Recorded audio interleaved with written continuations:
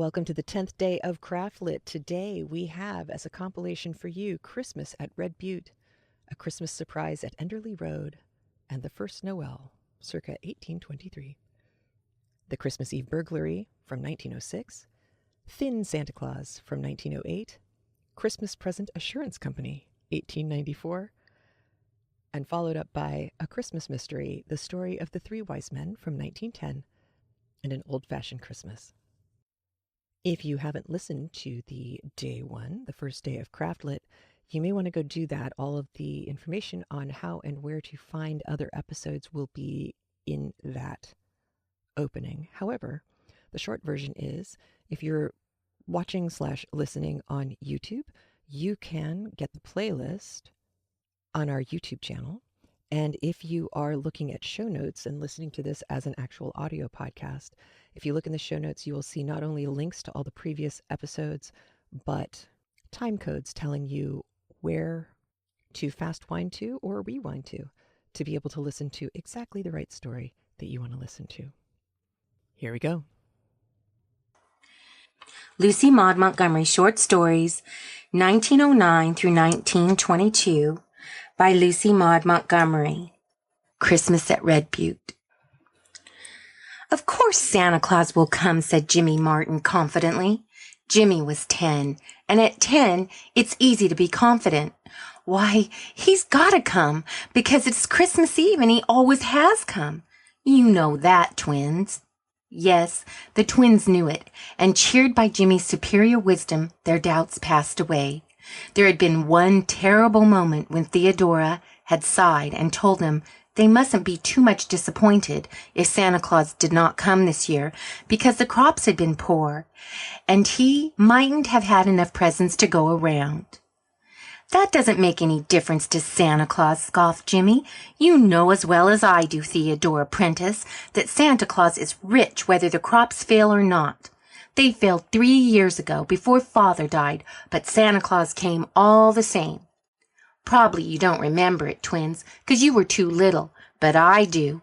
Of course he'll come, so don't you worry a mite. And he'll bring my skates and your dolls. He knows we're expecting them, Theodora, 'cause we wrote him a letter last week and threw it up the chimney. And there'll be candy and nuts, of course. And Mother's gone to town to buy a turkey. I tell you, we're going to have a ripping Christmas. Well, don't use such slangy words about it, Jimmy boy, sighed Theodora. She couldn't bear to dampen their hopes any further, and perhaps Aunt Elizabeth might manage it if the colt sold well. But Theodora had her painful doubts, and she sighed again as she looked out of the window far down the trail that wound across the prairie, red-lighted by the declining sun of the short wintry afternoon. Do people always sigh like that when they get to be 16? Asked Jimmy curiously. You didn't sigh like that when you were only 15, Theodora. I wish you wouldn't. It makes me feel funny, and it's not a nice kind of funniness either. It's a bad habit I've got into lately, said Theodora, trying to laugh. Old folks are dull sometimes, you know, Jimmy boy. 16 is awful old, isn't it? Said Jimmy reflectively. I'll tell you what I'm going to do when I'm 16, Theodora. I'm going to pay off the mortgage and buy Mother a silk dress and a piano for the twins. Won't that be elegant? I'll be able to do that 'cause I'm a man. Of course, if I was only a girl, I couldn't. I hope you'll be a good, kind, brave man and a real help to your mother, said Theodora softly, sitting down before the cozy fire and lifting the fat little twins into her lap. Oh, I'll be good to her, never you fear, assured Jimmy, squatting comfortably down on the little fur rug before the stove, the skin of the coyote his father had killed 4 years ago. I believe in being good to your mother when you've only got the one. Now tell us a story, Theodora, a real jolly story, you know, with lots of fighting in it. Only please don't kill anybody. I like to hear about fighting, but I like to have all the people come out alive. Theodora laughed and began a story about the real rebellion of '85, a story which had the double merit of being true and exciting at the same time. It was quite dark when she finished, and the twins were nodding, but Jimmy's eyes were wide open and sparkling.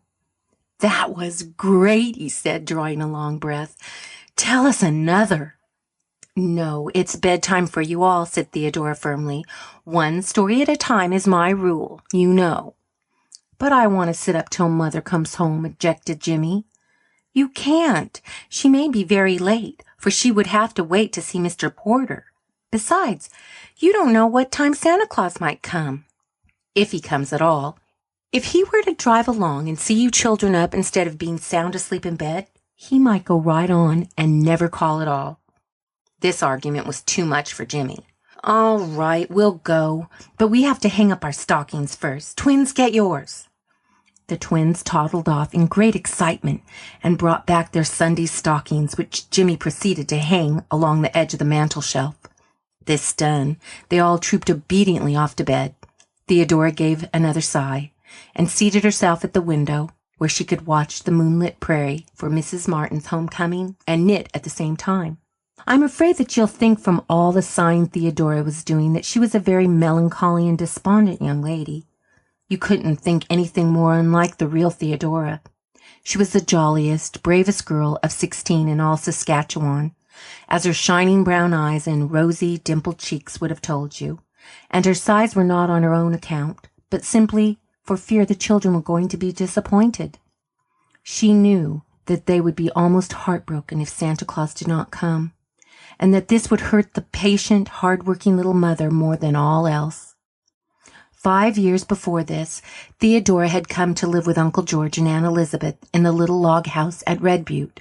Her own mother had just died, and Theodora had only her big brother Donald left. And Donald had Klondike fever.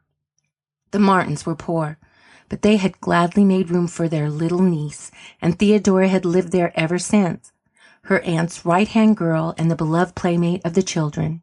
They had been very happy until Uncle George's death 2 years before this Christmas Eve. But since then there had been hard times in the little log house, and though Mrs. Martin and Theodora did their best, it was a woefully hard task to make both ends meet, especially this year when their crops had been poor. Theodora and her aunt had made every sacrifice possible for the children's sake, and at least Jimmy and the twins had not felt the pinch very severely yet. At 7, Mrs. Martin's bell jingled at the door, and Theodora flew out. "Go right in and get warm, Auntie," she said briskly. "I'll take Ned away and unharness him." "It's a bitterly cold night," said Mrs. Martin wearily. There was a note of discouragement in her voice that struck dismay to Theodora's heart. "I'm afraid it means no Christmas for the children tomorrow," she thought sadly, as she led Ned away to the stable. When she returned to the kitchen, Mrs. Martin was sitting by the fire, her face in her chilled hand, sobbing convulsively. "Auntie, oh, Auntie, don't!" exclaimed Theodora impulsively. It was such a rare thing to see her plucky, resolute little aunt in tears. "You're cold and tired. I'll have a nice cup of tea for you in a trice."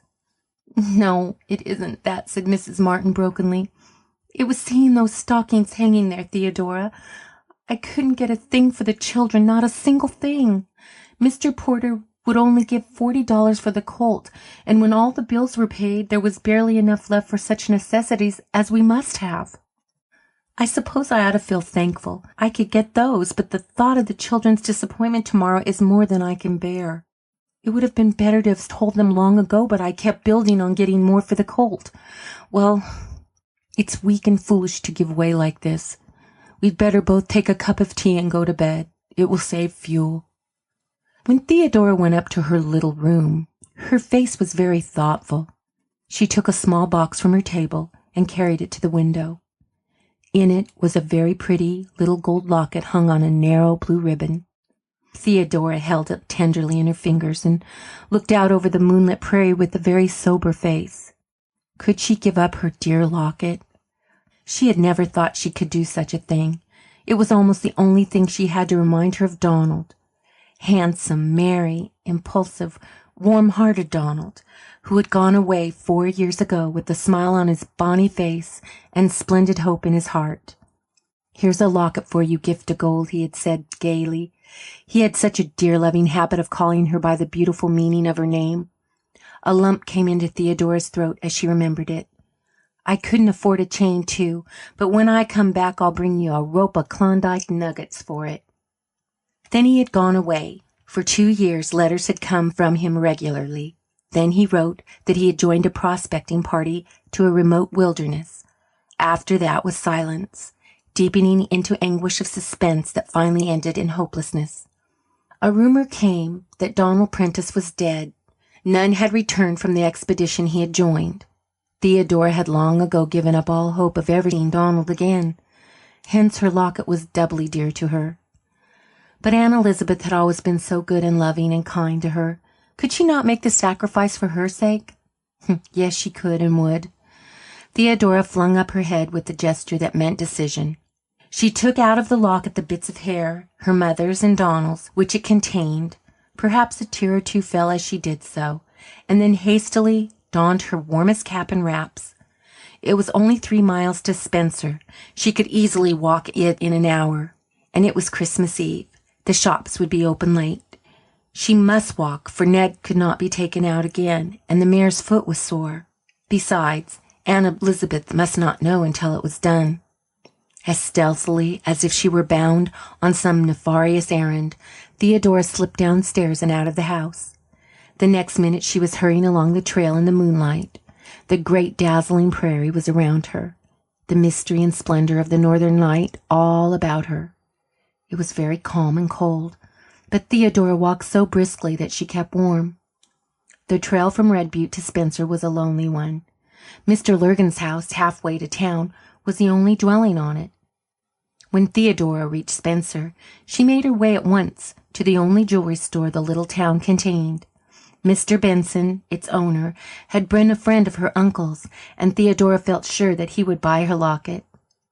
Nevertheless, her heart beat quickly, and her breath came and went uncomfortably fast as she went in. Suppose he wouldn't buy it. Then there would be no Christmas for the children at Red Butte.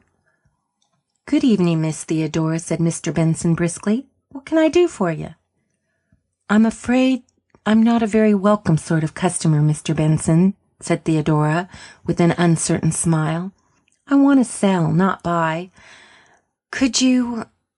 Will you buy this locket?" Mr. Benson pursed up his lips, took up the locket, and examined it. "Well, I don't often buy second-hand stuff," he said after some reflection, "but I don't mind obliging you, Miss Theodora. I'll give you $4 for this trinket." Theodora knew the locket had cost a great deal more than that, but $4 would get what she wanted, and she dared not ask for more. In a few minutes the locket was in Mr. Benson's possession, and Theodora, with 4 crisp new bills in her purse, was hurrying to the toy store.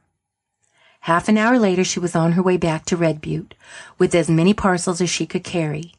Jimmy's skates, 2 lovely dolls for the twins, packages of nuts and candy, and a nice plump turkey. Theodora beguiled her lonely tramp by picturing the children's joy in the morning. About a quarter of a mile past Mr. Lurgan's house, the trail curved suddenly about a bluff of poplars. As Theodora rounded the turn, she halted in amazement. Almost at her feet the body of a man was lying across the road. He was clad in a big fur coat and had a fur cap pulled down well over his forehead and ears. Almost all of him that could be seen was a full bushy beard. Theodora had no idea who he was or where he had come from, but she realized that he was unconscious and that he would speedily freeze to death if help were not brought. The footprints of a horse galloping across the prairie suggested a fall and a runaway, but Theodora did not waste time in speculation. She ran back at full speed to Mr. Lurgan's and roused the household. In a few minutes Mr. Lurgan and his son had hitched a horse to a wood sleigh and hurried down the trail to the unfortunate man. Theodora knew that her assistance was not needed and that she ought to get home as quickly as possible, went on her way as soon as she had seen the stranger in safe keeping. When she reached the little log house, she crept in, cautiously put the children's gifts in their stockings, placed the turkey on the table where Aunt Elizabeth would see it the first thing in the morning, and then slipped off to bed, a very weary but very happy girl.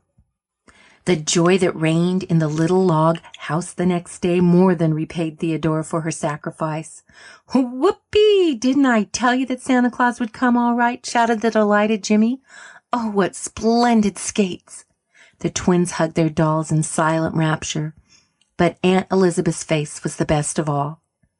Then the dinner had to be prepared, and everybody had a hand in that. Just as Theodora, after a grave peep into the oven, had announced that the turkey was done, a sleigh dashed around the house. Theodora flew to answer the knock at the door, and there stood Mr. Lurgan with a big, bewhiskered, fur-coated fellow whom Theodora recognized as the stranger she had found on the trail. But was he a stranger? There was something oddly familiar in those merry brown eyes. Theodora felt herself growing dizzy.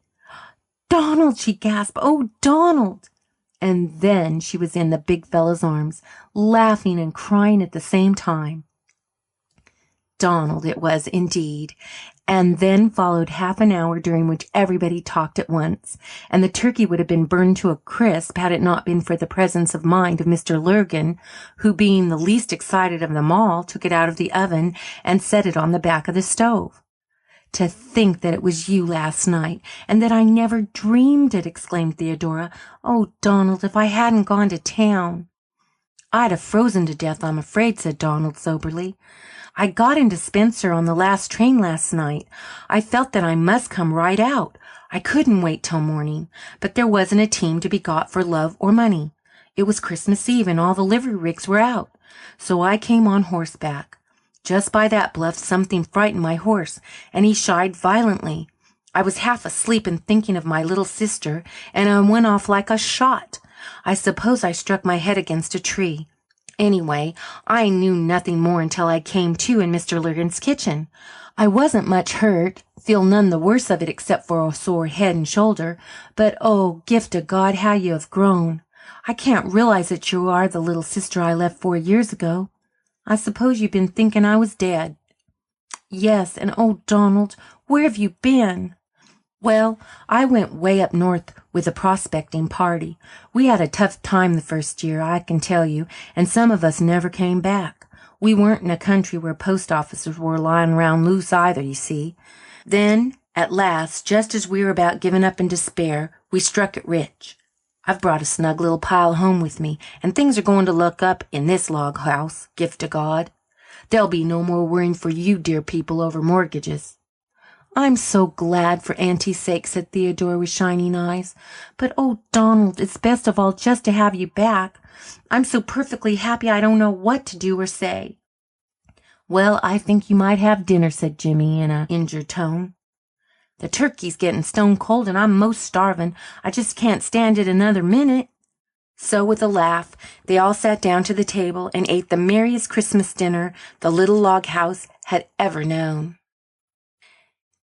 End of Christmas at Red Butte. Recording by Elisa McCaslin. Lucy Maud Montgomery Short Stories, 1905 to 1906. Story 17. The Christmas Surprise at Enderly Road. "Phil, I'm getting fearfully hungry. When are we going to strike civilization?" The speaker was my chum, Frank Ward. We were home from our academy for the Christmas holidays, and had been amusing ourselves on this sunshiny December afternoon by a tramp through the backlands, as the barrens that swept away south behind the village were called. They were grown over with scrub maple and spruce, and were quite pathless, save for meandering sheep tracks that crossed and recrossed, but led apparently nowhere. Frank and I did not know exactly where we were, but the backlands were not so extensive but that we would come out somewhere if we kept on. It was getting late, and we wished to go home. "I've an idea that we ought to strike civilization somewhere up the Enderly Road pretty soon," I answered. "Do you call that civilization?" said Frank with a laugh. No Blackburn Hill boy was ever known to miss an opportunity of flinging a slur at Enderly Road, even if no Enderly Roader were by to feel the sting. Enderly Road was a miserable little settlement straggling back from Blackburn Hill.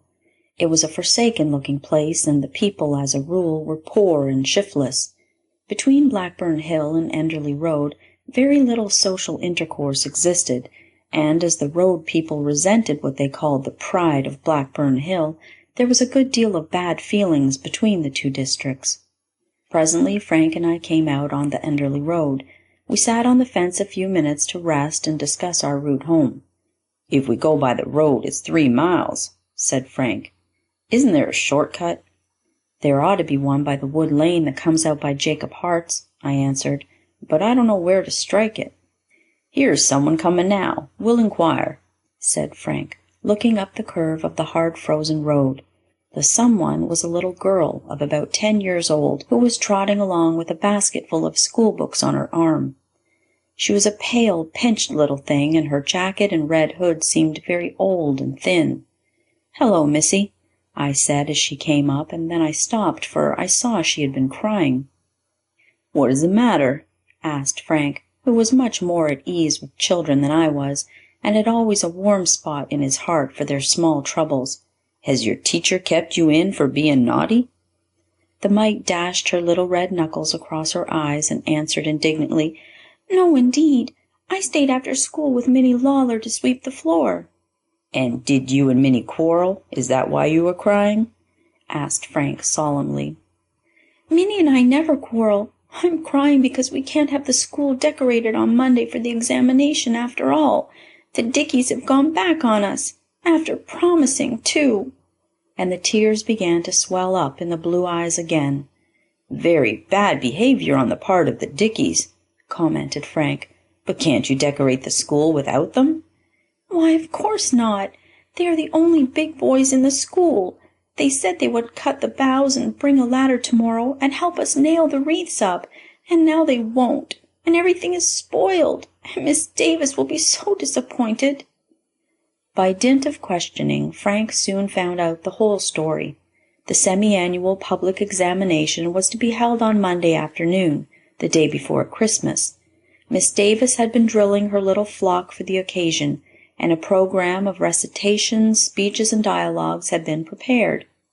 Our small informant, whose name was Maggie Bates, together with Minnie Lawler and several other little girls, had conceived the idea that it would be a fine thing to decorate the schoolroom with greens. For this it was necessary to ask the help of the boys. Boys were scarce at Enderly School, but the Dickies, 3 in number, had promised to see that the thing was done. "And now they won't," sobbed Maggie. "Matt Dickey is mad at Miss Davis 'cause she stood him on the floor today for not learning his lesson, and he says he won't do a thing nor let any of the other boys help us. Matt just makes all the boys do as he says. I feel dreadful bad, and so does Minnie." "Well, I wouldn't cry any more about it," said Frank consolingly. "Crying won't do any good, you know. Can you tell us where to find the wood lane that cuts across to Blackburn Hill?" Maggie could, and gave us minute directions. So, having thanked her, we left her to pursue her disconsolate way and betook ourselves homeward.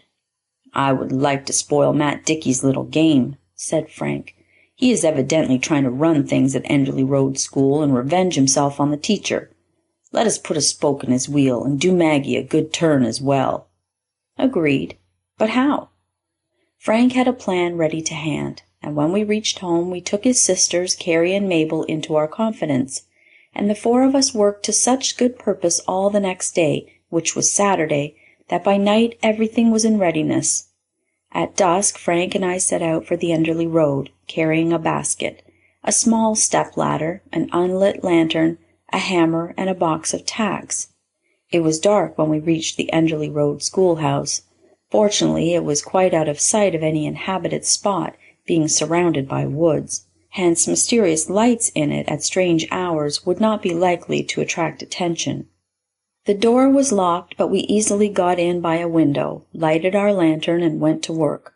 The schoolroom was small, and the old-fashioned furniture bore marks of hard usage, but everything was very snug, and the carefully swept floor and dusted desks bore testimony to the neatness of our small friend Maggie and her chum Minnie.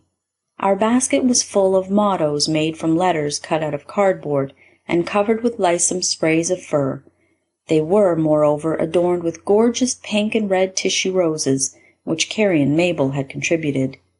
We had considerable trouble in getting them tacked up properly, but when we had succeeded and had furthermore surmounted doors, windows, and blackboard with wreaths of green, the little Enderly Road schoolroom was quite transformed.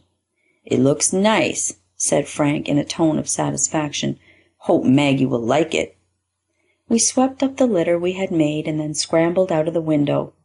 "I'd like to see Matt Dickey's face when he comes Monday morning," I laughed, as we struck into the backlands. "I'd like to see that midget of a Maggie's," said Frank. "See here, Phil, let's attend the examination Monday afternoon. I'd like to see our decorations in daylight." We decided to do so, and also thought of something else. Snow fell all day Sunday, so that on Monday morning sleighs had to be brought out. Frank and I drove down to the store and invested a considerable share of our spare cash in a varied assortment of knickknacks. After dinner we drove through to the Enderly Road schoolhouse, tied our horse in a quiet spot, and went in. Our arrival created quite a sensation, for as a rule Blackburn Hillites did not patronize Enderly Road functions. Miss Davis, the pale, tired-looking teacher, was evidently pleased, and we were given seats of honor next to the minister on the platform. Our decorations really looked very well, and were further enhanced by 2 large red geraniums in full bloom, which it appeared Maggie had brought from home to adorn the teacher's desk. The side benches were lined with Enderly Road parents, and all the pupils were in their best attire. Our friend Maggie was there, of course, and she smiled and nodded toward the wreaths when she caught our eyes. The examination was a decided success, and the program which followed was very creditable indeed. Maggie and Minnie in particular covered themselves with glory, both in class and on the platform. At its close, while the minister was making his speech, Frank slipped out. When the minister sat down, the door opened, and Santa Claus himself, with big fur coat, ruddy mask, and long white beard, strode into the room with a huge basket on his arm, amid a chorus of surprised "Ohs!" from young and old. Wonderful things came out of that basket. There were some little presents for every child there: tops, knives, and whistles for the boys, dolls and ribbons for the girls, and a prize box of candy for everybody, all of which Santa Claus presented with appropriate remarks. It was an exciting time, and it would have been hard to decide which were the most pleased, parents, pupils, or teacher. In the confusion Santa Claus discreetly disappeared, and school was dismissed. Frank, having tucked his toggery away in the sleigh, was waiting for us outside, and we were promptly pounced upon by Maggie and Minnie, whose long braids were already adorned with the pink silk ribbons which had been their gifts. "You decorated the school!" cried Maggie excitedly. "I know you did. I told Minnie it was you the minute I saw it." "You're dreaming, child," said Frank. "Oh, no, I'm not," retorted Maggie shrewdly. "And wasn't Matt Dickey mad this morning? Oh, it was such fun! I think you are 2 real nice boys, and so does Minnie. Don't you, Minnie?" Minnie nodded gravely. Evidently Maggie did the talking in their partnership. "This has been a splendid examination," said Maggie, drawing a long breath. "Real Christmassy, you know. We never had such a good time before." "Well, it has paid, don't you think?" asked Frank as we drove home. "Rather," I answered. It did pay in other ways than the mere pleasure of it. There was always a better feeling between the Roaders and the Hillites thereafter. The big brothers of the little girls, to whom our Christmas surprise had been such a treat, thought it worth while to bury the hatchet, and the quarrels between the 2 villages became things of the past. End of The Christmas Surprise at Enderly Road. If you enjoy CraftLit and you want to extend the magic of Christmas all year long, we gotcha. Our CraftLit membership gives you access to all of our premium annotated books for an entire year. This membership also comes with access to our book parties, watch parties, and our cozy Discord community. Visit craftlit.gumroad.com to give someone a premium membership or buy the subscription for yourself at craftlit.com/premium.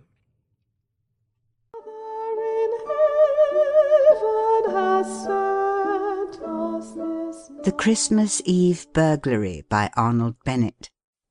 Lady Dane said, "Gee, if that portrait stays there much longer, you'll just have to take me off to Pyre Hill one of these fine mornings." Pyre Hill is the seat of the great local hospital, but it is also the seat of the great local lunatic asylum, and when the inhabitants of the Five Towns say merely Pyre Hill, they mean the asylum. "I do declare I can't fancy my food nowadays," said Lady Dane, "and it's all that portrait." She stared plaintively up at the immense oil painting which faced her as she sat at the breakfast table in her spacious and opulent dining room. Sir Jehoshaphat made no remark. Despite Lady Dane's animadversions upon it, despite the undoubted fact that it was generally disliked in the Five Towns, the portrait had cost £1,000, some said guineas, and though not yet 2 years old, it was probably worth at least 1,500 in the picture market. For it was a cresage, and not only was it a cresage, it was one of the finest cresages in existence. It marked the summit of Sir Jehoshaphat's career. Sir Jehoshaphat's career was perhaps the most successful and brilliant in the entire social history of the Five Towns. This famous man was the principal partner in Dane Brothers. His brother was dead, but 2 of Sir G.'s sons were in the firm.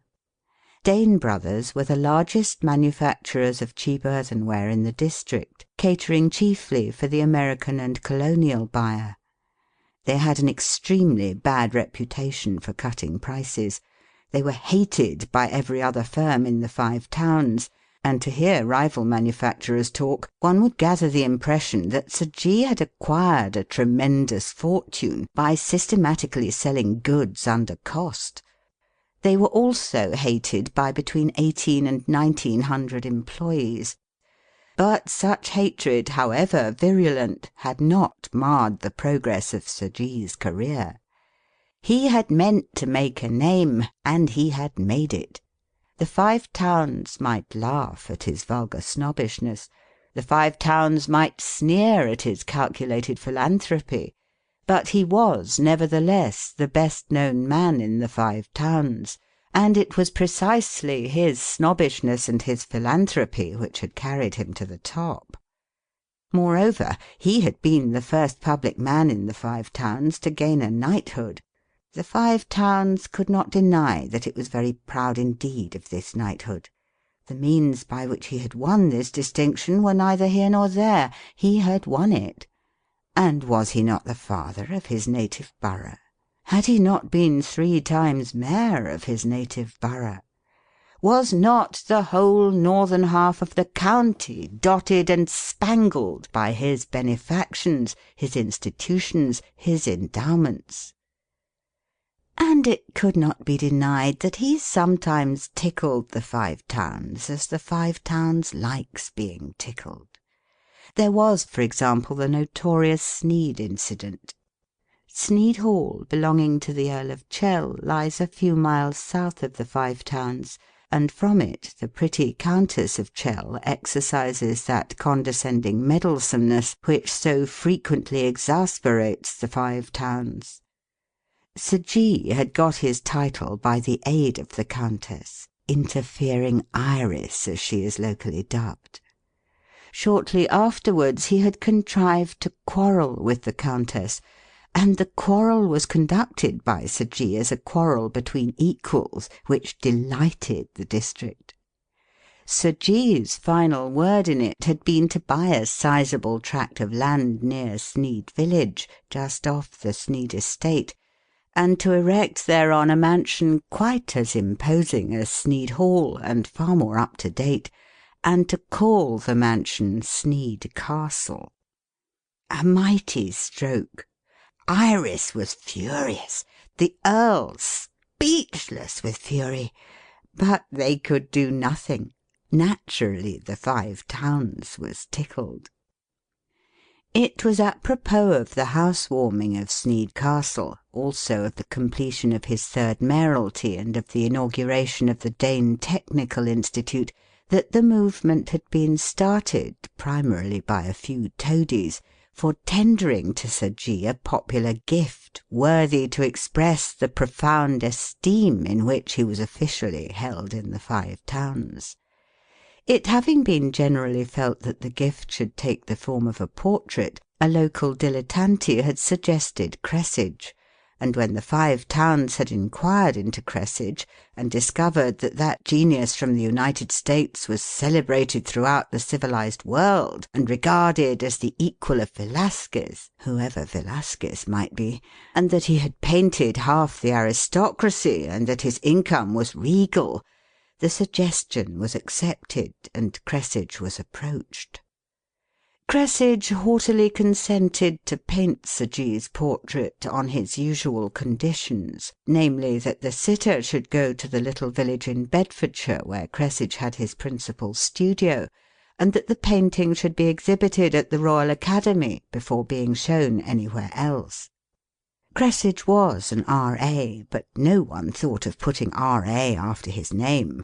He was so big that instead of the Royal Academy conferring distinction on him, he conferred distinction on the Royal Academy.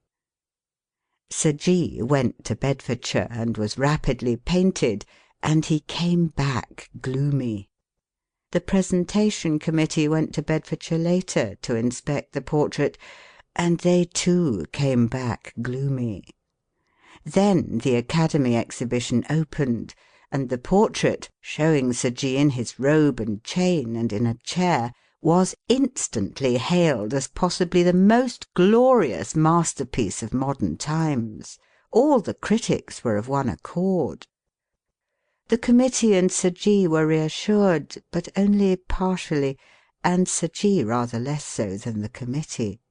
For there was something in the enthusiastic criticisms which gravely disturbed them. An enlightened generation, thoroughly familiar with the dazzling yearly succession of Cressidge's portraits, need not be told what this something was. One critic wrote that Cressidge displayed even more than his "customary astounding insight into character." Another critic wrote that Cressidge's observation was, as usual, "calmly and coldly hostile." Another referred to the "typical provincial mayor, immortalized for the diversion of future ages." Inhabitants of the Five Towns went to London to see the work for which they had subscribed, and they saw a mean little old man, with thin lips and a straggling grey beard and shifty eyes, and "Pushful Snob" written all over him, ridiculous in his gewgaws of office. When you looked at the picture close to, it was a meaningless mass of coloured smudges, but when you stood 15 feet away from it, the portrait was absolutely lifelike, amazing, miraculous. It was so wondrously lifelike that some of the inhabitants of the Five Towns burst out laughing. Many people felt sorry, not for Sir G., but for Lady Dane. Lady Dane was beloved and genuinely respected. She was a simple, homely, sincere woman, her one weakness being that she had never been able to see through Sir G. Of course, at the presentation ceremony the portrait had been ecstatically referred to as a possession precious for ever, and the recipient and his wife pretended to be overflowing with pure joy in the ownership of it. It had been hanging in the dining room of Sneyd Castle about 16 months when Lady Dane told her husband that it would ultimately drive her into the lunatic asylum. "Don't be silly, wife," said Sir G. "I wouldn't part with that portrait for 10 times what it cost." This was, to speak bluntly, a downright lie. Sir G. secretly hated the portrait more than anyone hated it. He would have been almost ready to burn down Sneyd Castle in order to get rid of the thing. But it happened that on the previous evening, in conversation with the magistrate's clerk, his receptive brain had been visited by a less expensive scheme than burning down the castle. Lady Dane sighed. "Are you going to town early?" she inquired. "Yes," he replied. "I'm on the rota to-day." He was chairman of the Borough Bench of Magistrates. As he drove into town he revolved his scheme, and thought it wild and dangerous, but still feasible. too. On the bench that morning, Sir G. shocked Mr. Sherratt, the magistrate's clerk, and he utterly disgusted Mr. Bourne, superintendent of the borough police. I do not intend to name the name of the borough, whether Bursley, Hanbridge, Knype, Longshore, or Turnhill. The inhabitants of the Five Towns will know without being told. The rest of the world has no right to know. There had recently occurred a somewhat thrilling series of burglaries in the district, and the burglars, a gang of them was presumed, had escaped the solicitous attentions of the police. But on the previous afternoon an underling of Mr. Bourne's had caught a man who was generally believed to be wholly or partly responsible for the burglaries. The Five Towns breathed with relief and congratulated Mr. Bourne, and Mr. Bourne was well pleased with himself. The Staffordshire Signal headed the item of news, "Smart capture of a supposed burglar." The supposed burglar gave his name as William Smith, and otherwise behaved in an extremely suspicious manner. Now Sir G., sitting as chief magistrate in the police court, actually dismissed the charge against the man. Overruling his sole colleague on the bench that morning, Alderman Easton, he dismissed the charge against William Smith, holding that the evidence for the prosecution was insufficient to justify even a remand. No wonder that Mr. Bourne was discouraged, not to say angry. No wonder that that pillar of the law, Mr. Sherratt, was pained and shocked. At the conclusion of the case, Sir Jehoshaphat said that he would be glad to speak with William Smith afterwards in the magistrate's room, indicating that he sympathised with William Smith and wished to exercise upon William Smith his renowned philanthropy. And so, at about noon, when the court majestically rose, Sir G. retired to the magistrate's room, where the humble Alderman Easton was discreet enough not to follow him, and awaited William Smith. And William Smith came, guided thither by a policeman, to whom, in parting from him, he made a rude, surreptitious gesture. Sir G., seated in the armchair which dominates the other chairs round the elm table in the magistrate's room, emitted a preliminary cough. Smith, he said sternly, leaning his elbows on the table, you were very fortunate this morning, you know. And he gazed at Smith. Smith stood near the door, cap in hand. He did not resemble a burglar, who surely ought to be big, muscular, and masterful.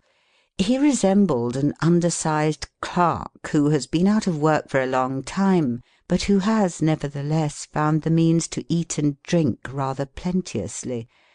He was clothed in a very shabby navy blue suit, frayed at the wrists and ankles, and greasy in front. His linen collar was brown with dirt, his fingers were dirty, his hair was unkempt and long, and a young and lusty black beard was sprouting on his chin. His boots were not at all pleasant. Yes, Governor, Smith replied lightly, with a Manchester accent. And what's your game? Sir G. was taken aback. He, the chairman of the borough bench and the leading philanthropist in the county, to be so spoken to. But what could he do? He himself had legally established Smith's innocence. Smith was as free as air, and had a perfect right to adopt any tone he chose to any man he chose. And Sir G. desired a service from William Smith. I was hoping I might be of use to you, said Sir Jehoshaphat diplomatically. Well, said Smith, that's all right, that is, but none of your philanthropic dodges, you know. I don't want to lead a new life, and I don't want to turn over a new leaf, and I don't want a helping hand, nor none of those things.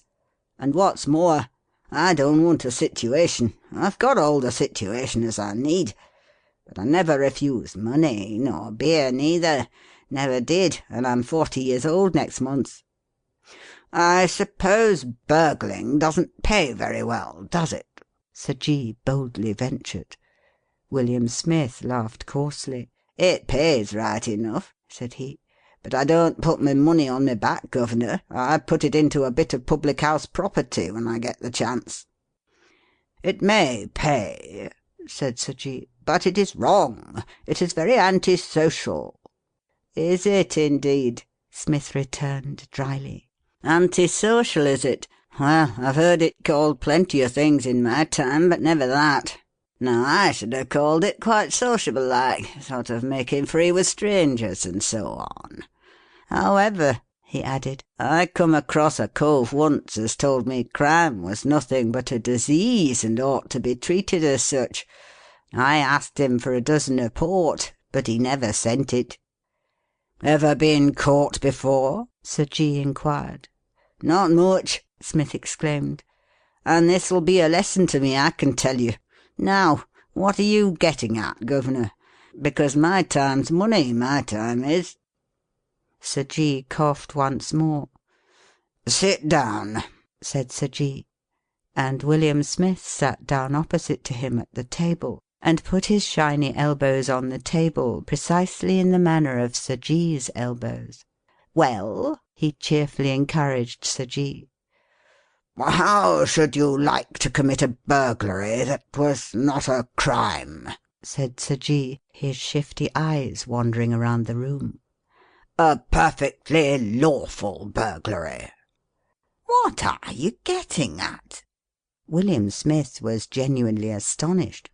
"At my residence, Sneyd Castle," Sir G. proceeded, "there's a large portrait of myself in the dining-room that I want to have stolen. You understand?" "Stolen?"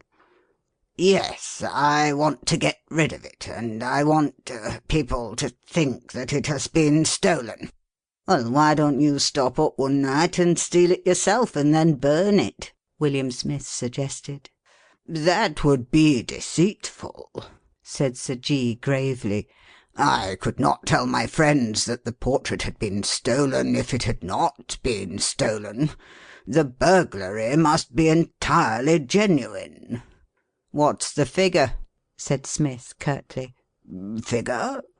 What are you going to give me for the job?" "Give you for doing the job?" Sir G. repeated, his secret and ineradicable meanness aroused. "Give you? Why, I'm giving you the opportunity to honestly steal a picture that's worth over £1,000. I dare say it would be worth £2,000 in America. And you want to be paid into the bargain? Do you know, my man, that people come all the way from Manchester and even London to see that portrait?" He told Smith about the painting. "Then why are you in such a stew to be rid of it?" queried the burglar. "That's my affair," said Sir G. "I don't like it. Lady Dane doesn't like it. But it's a presentation portrait, and so I can't. You see, Mr. Smith?" "And how am I going to dispose of it when I've got it?" Smith demanded. "You can't melt a portrait down as if it was silver. By what you say, governor, it's known all over the blessed world. Seems to me I might just as well try to sell the Nelson column." "Oh, nonsense," said Sir G. "Nonsense. You'll sell it in America quite easily. It'll be a fortune to you. Keep it for a year first, and then send it to New York." William Smith shook his head and drummed his fingers on the table, and then, quite suddenly, he brightened and said, "All right, governor, I'll take it on, just to oblige you." "When can you do it?" asked Sir G., hardly concealing his joy. "To-night?" "No," said Smith mysteriously. "I'm engaged to-night." "Well, to-morrow night?" "No, to-morrow. I'm engaged to-morrow, too." "You seem to be very much engaged, my man," Sir G. observed. "What do you expect?" Smith retorted. "Business is business. I could do it the night after to-morrow." "But that's Christmas Eve," Sir G. protested. "What if it is Christmas Eve?" said Smith coldly. "Would you prefer Christmas Day? I'm engaged on Boxing Day and the day after." "Not in the Five Towns, I trust," Sir G. remarked. "No," said Smith shortly. "The Five Towns is about so dry." The affair was arranged for Christmas Eve. "Now," Sir G. suggested, "shall I draw you a plan of the castle so that you can—" William Smith's face expressed terrific scorn. "Do you suppose," he said, "as I haven't had plans of your castle ever since it was built? What do you take me for? I'm not a bloomin' excursionist, I'm not. I'm a business man, that's what I am." Sir G. was snubbed, and he agreed submissively to all William Smith's arrangements for the innocent burglary. He perceived that in William Smith he had stumbled on a professional of the highest class, and this good fortune pleased him. "There's only one thing that riles me," said Smith in parting, "and that is that you'll go and say that after you'd done everything you could for me, I went and burgled your castle. And you'll talk about the ingratitude of the lower classes. I know you, Governor." 3. On the afternoon of the 24th of December, Sir Jehoshaphat drove home to Sneyd Castle from the principal of the 3 Dane manufactories, and found Lady Dane superintending the work of packing up trunks. He and she were to quit the castle that afternoon in order to spend Christmas on the other side of the Five Towns under the roof of their eldest son John, who had a new house, a new wife, and a new baby, male. John was a domineering person, and being rather proud of his house and all that was his, he had obstinately decided to have his own Christmas at his own hearth. Grandpapa and Grandmamma, drawn by the irresistible attraction of that novelty, a grandson, though Mrs. John had declined to have the little thing named Jehoshaphat, had yielded to John's solicitations, and the family gathering, for the first time in history, was not to occur round Sir G.'s mahogany. Sir G. very characteristically said nothing to Lady Dane immediately. He allowed her to proceed with the packing of the trunks, and then tea was served, and the time was approaching for the carriage to come round to take them to the station, when at last he suddenly remarked, "I shan't be able to go with you to John's this afternoon."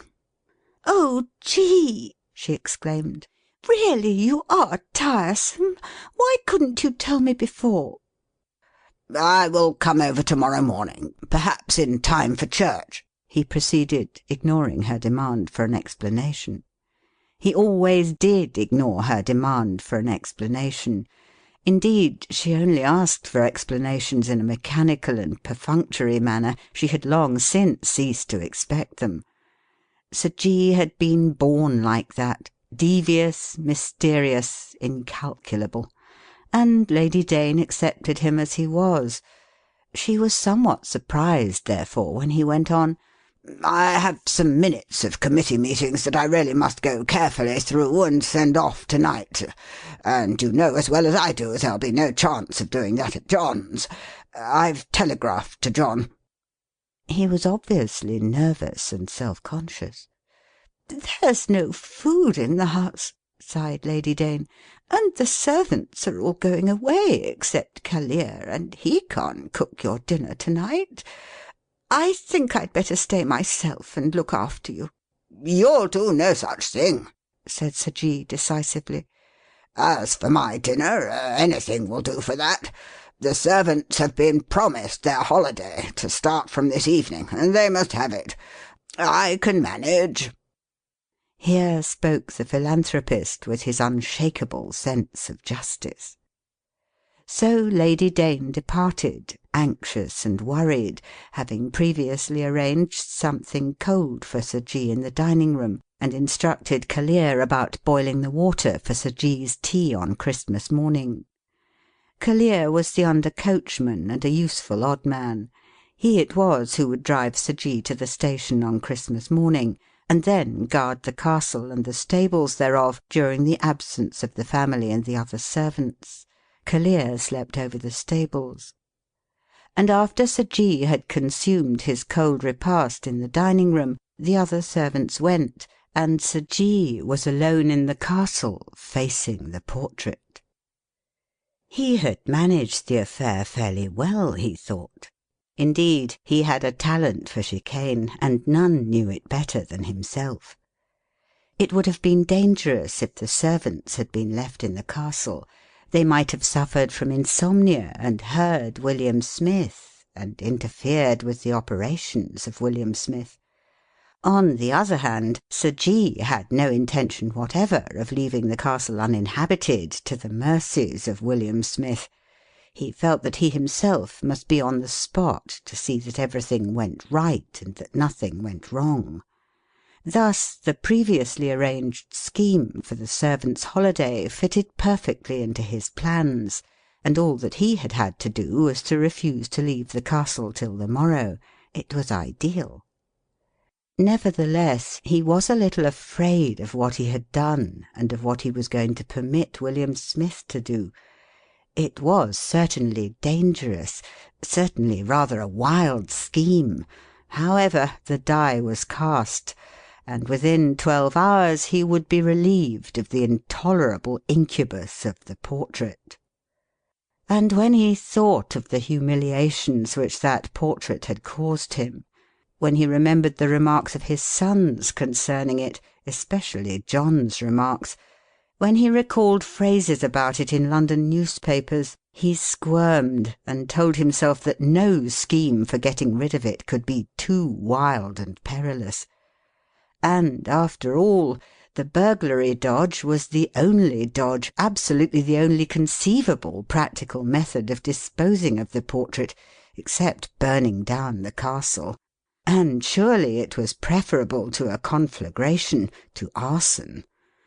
Moreover, in case of fire at the castle, some blundering fool would be sure to cry, "The portrait! The portrait must be saved!" And the portrait would be saved. He gazed at the repulsive, hateful thing. In the centre of the lower part of the massive gold frame was the legend, "Presented to Sir Jehoshaphat Dane, Knight, as a mark of public esteem and gratitude," etc. He wondered if William Smith would steal the frame. It was to be hoped that he would not steal the frame. In fact, William Smith would find it very difficult to steal that frame, unless he had an accomplice or so. "This is the last time I shall see you," said Sir G. to the portrait. Then he unfastened the catch of one of the windows in the dining-room, as per contract with William Smith, turned out the electric light, and went to bed in the deserted castle. He went to bed, but not to sleep. It was no part of Sir G.'s programme to sleep. He intended to listen, and he did listen. And about 2 o'clock, precisely the hour which William Smith had indicated, he fancied he heard muffled and discreet noises.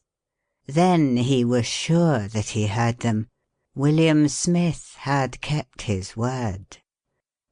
Then the noises ceased for a period, and then they recommenced. Sir G. restrained his curiosity as long as he could, and when he could restrain it no more, he rose and silently opened his bedroom window and put his head out into the nipping night air of Christmas.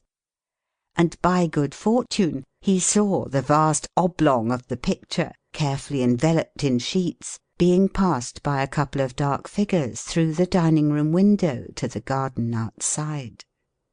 William Smith had a colleague then, and he was taking the frame as well as the canvas.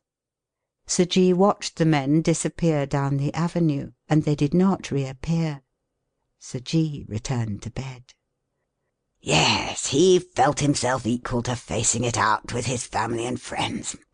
He felt himself equal to pretending that he had no knowledge of the burglary. Having slept a few hours, he got up early and, half dressed, descended to the dining room just to see what sort of a mess William Smith had made. The canvas of the portrait lay flat on the hearthrug, with the following words written on it in chalk: "This is no use to me." It was the massive gold frame that had gone. Further, as was later discovered, all the silver had gone. Not a spoon was left in the castle. Hang the holly high, bright its berries greeting, guardian kind. The Thin Santa Claus, or The Christmas Yard That Was a Christmas Stocking, by Ellis Parker Butler. Mrs. Gratz opened her eyes and looked out at the drizzle that made the Christmas morning gray. Her bed stood against the window, and it was easy for her to look out. All she had to do was to roll over and pull the shade aside. Having looked at the weather, she rolled again onto the broad flat of her back and made herself comfortable for a while, for there was no reason why she should get up until she felt like it. "Such a Christmas," she said good-naturedly to herself. "I guess such weathers is bad for Santy Claus. Maybe it is because of such weathers he don't come by my house. I don't blame him. So muddy." She let her eyes close indolently. Not yet was she hungry enough to imagine the tempting odor of fried bacon and eggs, and she idly slipped into sleep again. She was in no hurry. She was never in a hurry. What is the use of being in a hurry when you own a good little house and have money in the bank and are a widow? What is the use of being in a hurry anyway? Mrs. Gratz was always placid and fat, and she always had been. What is the use of having money in the bank and a good little house if you are not placid and fat? Mrs. Gratz lay on her back and slept, placidly and fatly, with her mouth open, as if she expected Santa Claus to pass by and drop a present into it. Her dreams were pleasant. It was no disappointment to Mrs. Gratz that Santa Claus had not come to her house. She had not expected him. She did not even believe in him. "Yes," she had told Mrs. Flannery next door, as she handed a little parcel of toys over the fence for the little Flannerys. "once I believes in such a Santy Claus myself yet. I make me pretty good times then, but now I'm too old. I don't believe in such things, but I make pretty good times still. I have a good little house and money in the bank." Suddenly Mrs. Gratz closed her mouth and opened her eyes. She smelled imaginary bacon frying. She felt real hunger, and slid out of bed and began to dress herself, and she had just buttoned her red flannel petticoat around her wide waist when she heard a silence, and paused. For a full minute she stood, trying to realize what the silence meant. The English sparrows were chirping as usual and making enough noise, but through their bickerings the silence still annoyed Mrs. Gratz, and then, quite suddenly again, she knew. Her chickens were not making their usual morning racket. "I bet you I know what it is, sure," she said, and continued to dress as placidly as before. When she went down she found that she had won the bet. A week before 2 chickens had been stolen from her coop, and she had had a strong padlock put on the chicken house. Now the padlock was pried open, and the chicken house was empty, and 9 hens and a rooster were gone. Mrs. Gratz stooped and entered the low gate and surveyed the vacant chicken yard placidly. If they were gone, they were gone. "Such a Santy Claus," she said good-naturedly. "I don't like such a Santy Claus taking away and not bringing. Pretty soon he don't have such a good name any more if he keeps up doing like this. People likes the bringing Santy Claus. I guess they don't think much of the taking away business. He gets a bad name quick enough if he does this much." She turned to bend her head to look into the vacant chicken house, and stood still. She put out her foot and touched something her eyes had lighted upon, and the thing moved. It was a purse of worn black leather, soaked by the drizzle, but still holding the bend that comes to men's purses when worn long in a back trouser pocket. One end of the purse was muddy and pressed deep into the soft soil where a heel was tramped on it. Mrs. Gratz bent and picked it up. There was $900 in bills in the purse. Mrs. Gratz stood still while she counted the bills, and as she counted her hands began to tremble and her knees shook, and she sank on the doorsill of the chicken house and laughed until the tears rolled down her face. Occasionally she stopped to wipe her eyes, and the flood of laughter gradually died away into ripples of intermittent giggles that were like sobs after sorrow. Mrs. Gratz had no great sense of humor, but she could see the fun of finding $900. It was enough to make her laugh, so she laughed. Goodness, such a Santy Claus! She exclaimed with a final sigh of pleasure. Such a Christmas present from Santy Claus! No wonder he is so fat yet when he eats 10 chickens in one night already. But I don't kick. I like me that Santy Claus all right. I believes in him pretty good after this, I bet. She went at once to tell Mrs. Flannery, and Mrs. Flannery was far more excited about it than Mrs. Gratz had been. She said it was the hand of retribution paying back the chicken thief, and the hand of justice repaying Mrs. Gratz for sending toys to the little Flannerys, and pure luck giving Mrs. Gratz what she always got, and a number of other things. "'Tis the luck of you, Mrs. Gratz, ma'am," she said. "and often I do be saying it is the Dutch for luck, meaning no disrespect to you. And the fatter the luckier, as they often told me old man, rest his soul. And him so thin. And Christmas morning at that, ma'am, which is nothing at all but the judgment of heaven on the dirty chicken thief, picking such a day for his thieving, when there's plenty other days in the year for him. Keep the money, ma'am, for it is yours by good rights. And I knew there'd be some good come to you the minute you handed me the presents for the kids. The good folks sure all gets their reward in this world, only some don't. And I'm only sorry mine is a pig instead of chickens. But not wishing you had the money yourself at all, but who would come to steal a pig? And them such loud squealers. And who do you suspicion it was, Mrs. Gratz, ma'am? I think maybe I got me a present from Santy Claus, yes? Said Mrs. Gratz. And hear the woman, said Mrs. Flannery. D'ye hear that now?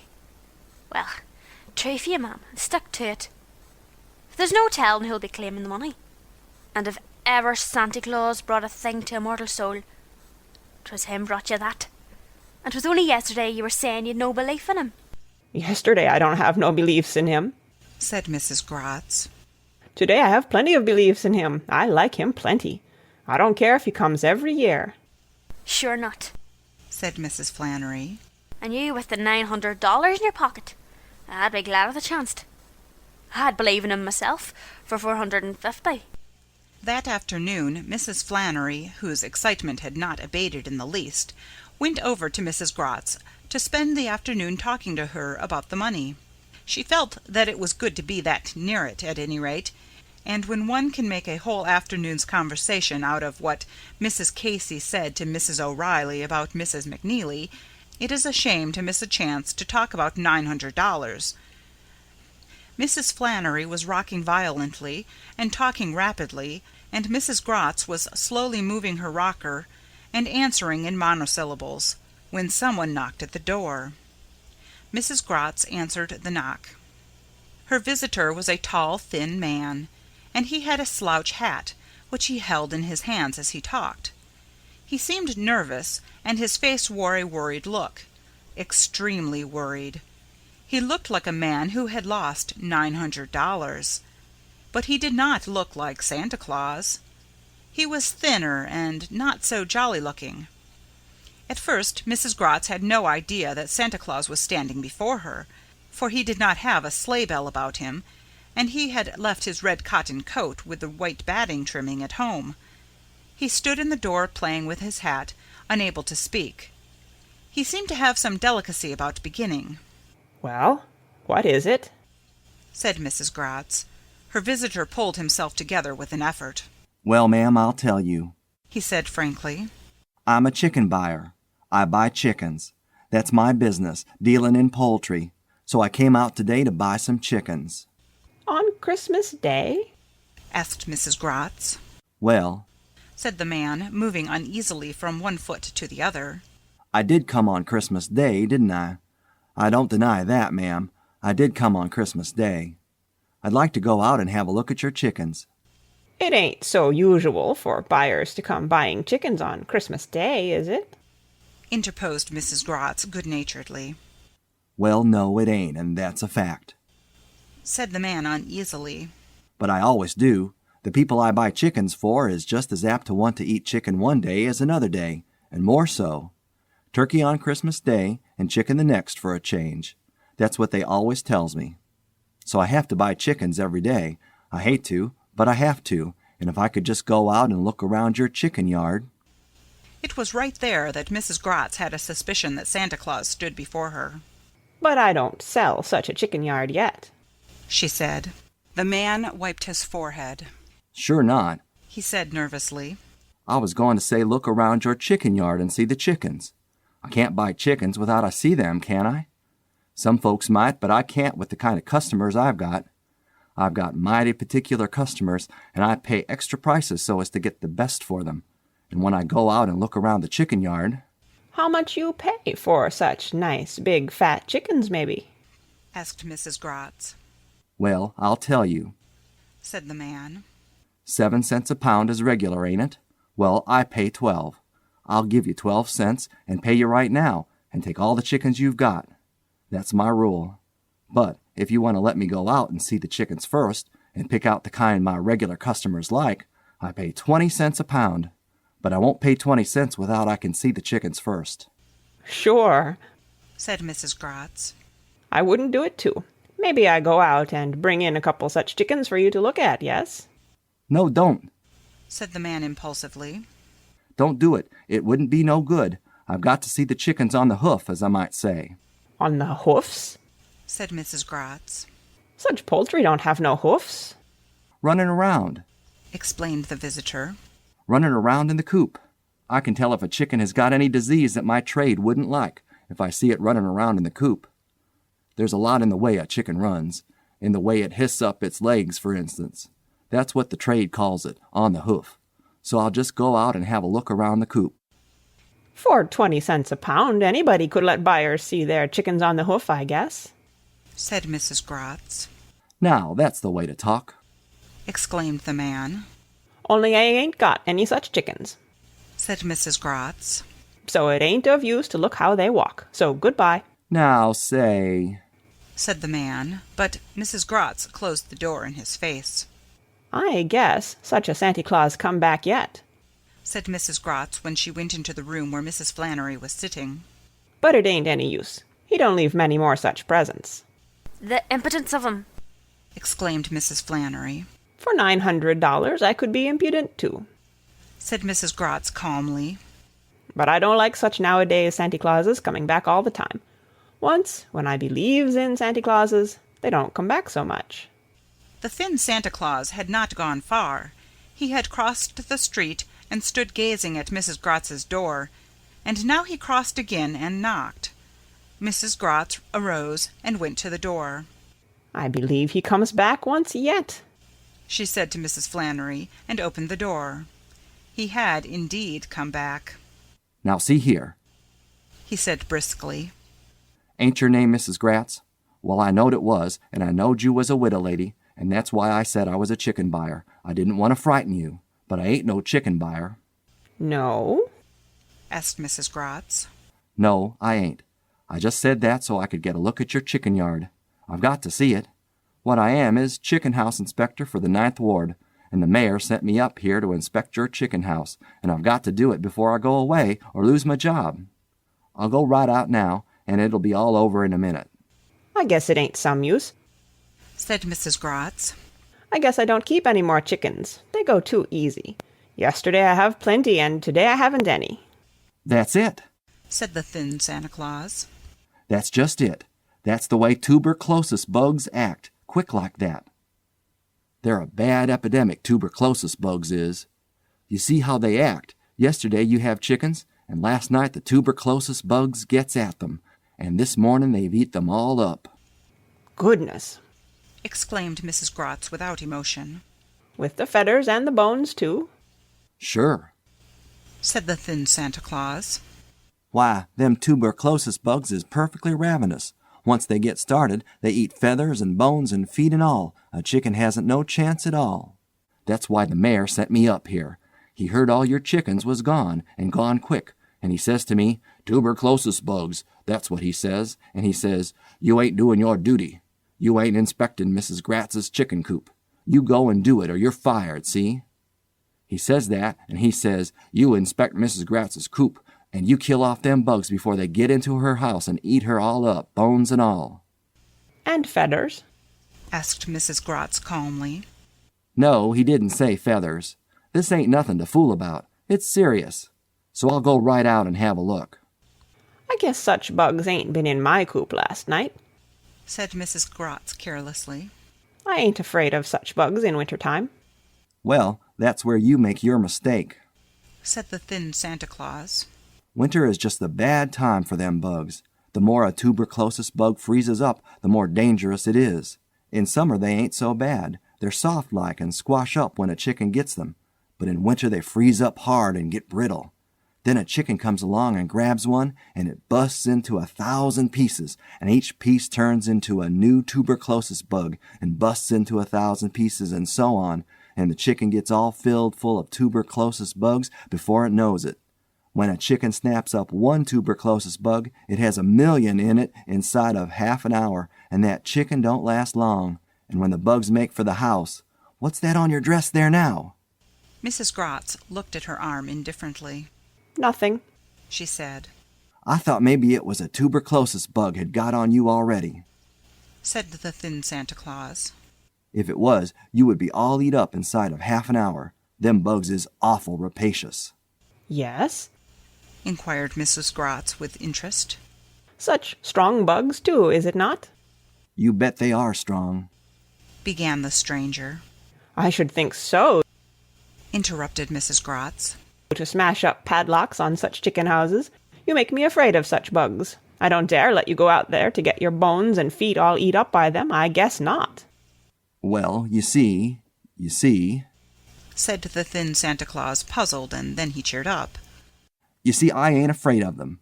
I've been fumigated against them. Fumigated and antisepticized. I've been vaccinated against them by the Board of Health. I'll show you the mark on my arm if you want to see it. No, don't, said Mrs. Grotz. I let you go and look in that chicken coop if you want to, but it ain't no use. There ain't nothing there. The thin Santa Claus paused and looked at Mrs. Grotz with suspicion. Why, did you find it? he asked. Find what? asked Mrs. Grotz innocently, and the thin Santa Claus sighed and walked around to the back of the house. Mrs. Grotz went with him. As Mrs. Grotz watched the thin man search the chicken yard for tuberculosis bugs, all doubt that he was her Santa Claus left her mind. He made a most minute investigation, but he did it more as a man might search for a lost purse than as a health officer would search for germs. He even got down on his hands and knees and poked under the chicken house with a stick, and when he had combed the chicken yard thoroughly and had looked all through the chicken house, he even searched the denuded vegetable garden in the backyard and looked over the fence into Mrs. Flannery's yard. Evidently he was not pleased with his investigation, for he did not even say good-bye to Mrs. Grotz, but went away looking mad and cross. When Mrs. Grotz went into her house, she took her seat in her rocking-chair and began rocking herself calmly and slowly. "'T was him done it, sure," said Mrs. Flannery. I don't like such come-agains much, said Mrs. Grotz placidly. I try me to believe in such a Santy Claus, but I like not such come-agains. In Germany did not Santy Claus come back so much. I don't like a Santy Claus should be so anxious. Still I believes in him, but if he has too many such come-agains, I don't believe in him much. "I would be setting the place on him. Santa Claus or no Santa Claus," said Mrs. Flannery vindictively. "the mean chicken thief." Oh, said Mrs. Gratz easily. I guess I don't care much. Should a $900 Santa Claus steal some chickens, I ain't mad. But she was a little provoked when another knock came at the door a few minutes later, and when, on opening it, she saw the thin Santa Claus before her again. So, she said, Santa Claus is back yet once. What's that? asked the man suspiciously. I say, what is it you want? said Mrs. Gratz. Oh, said the man. Well, I ain't a-going to fool with you no longer, Mrs. Gratz. I'm a-going to tell you right out what I am and who I am. I'm a detective of the police, and I'm looking up a mighty bad character. I guess I know right where you find one, said Mrs. Gratz politely. Now, don't be funny, said the thin Santa Claus peevishly. Maybe you noticed I didn't say nothing when you spoke about that padlock being busted. Maybe you noticed how careful I looked over your chicken coop and how I looked over the fence into the next yard. Well, I won't fool you. I ain't no chicken yard inspector, and I ain't no chicken buyer. Them was just my detective disguises. I'm out detecting a chicken thief, just a plain, ordinary chicken thief, and what I come for is clues. Yes, said Mrs. Gratz. And what is it? Such clues? I haven't any clueses. The thin Santa Claus seemed provoked. Now look here, he said. You may think this is funny, but it isn't. I have got to catch that chicken thief or I'll lose my job, and I can't catch him unless I have some clues to catch him with. Now, didn't you have some chickens stolen last night? Chickens? asked Mrs. Gratz. No, I didn't have chickens stolen. Such tuberculosis bugs eat them, with feathers too, and bones, right off the hoofs. Ain't it a pity? It may have been a blush of shame, but it was more like a flush of anger that overspread the face of the thin Santa Claus. He stared hard at the placid German face of Mrs. Gratz and decided she was too stupid to mean it, that she was not teasing him. You don't catch on, he said. You see, there ain't any such things as tuberculosis bugs. I just made that up as sort of detective disguise. Them chickens wasn't eat by no bugs at all. They was stole, see? A chicken thief come right into the coop and stole them.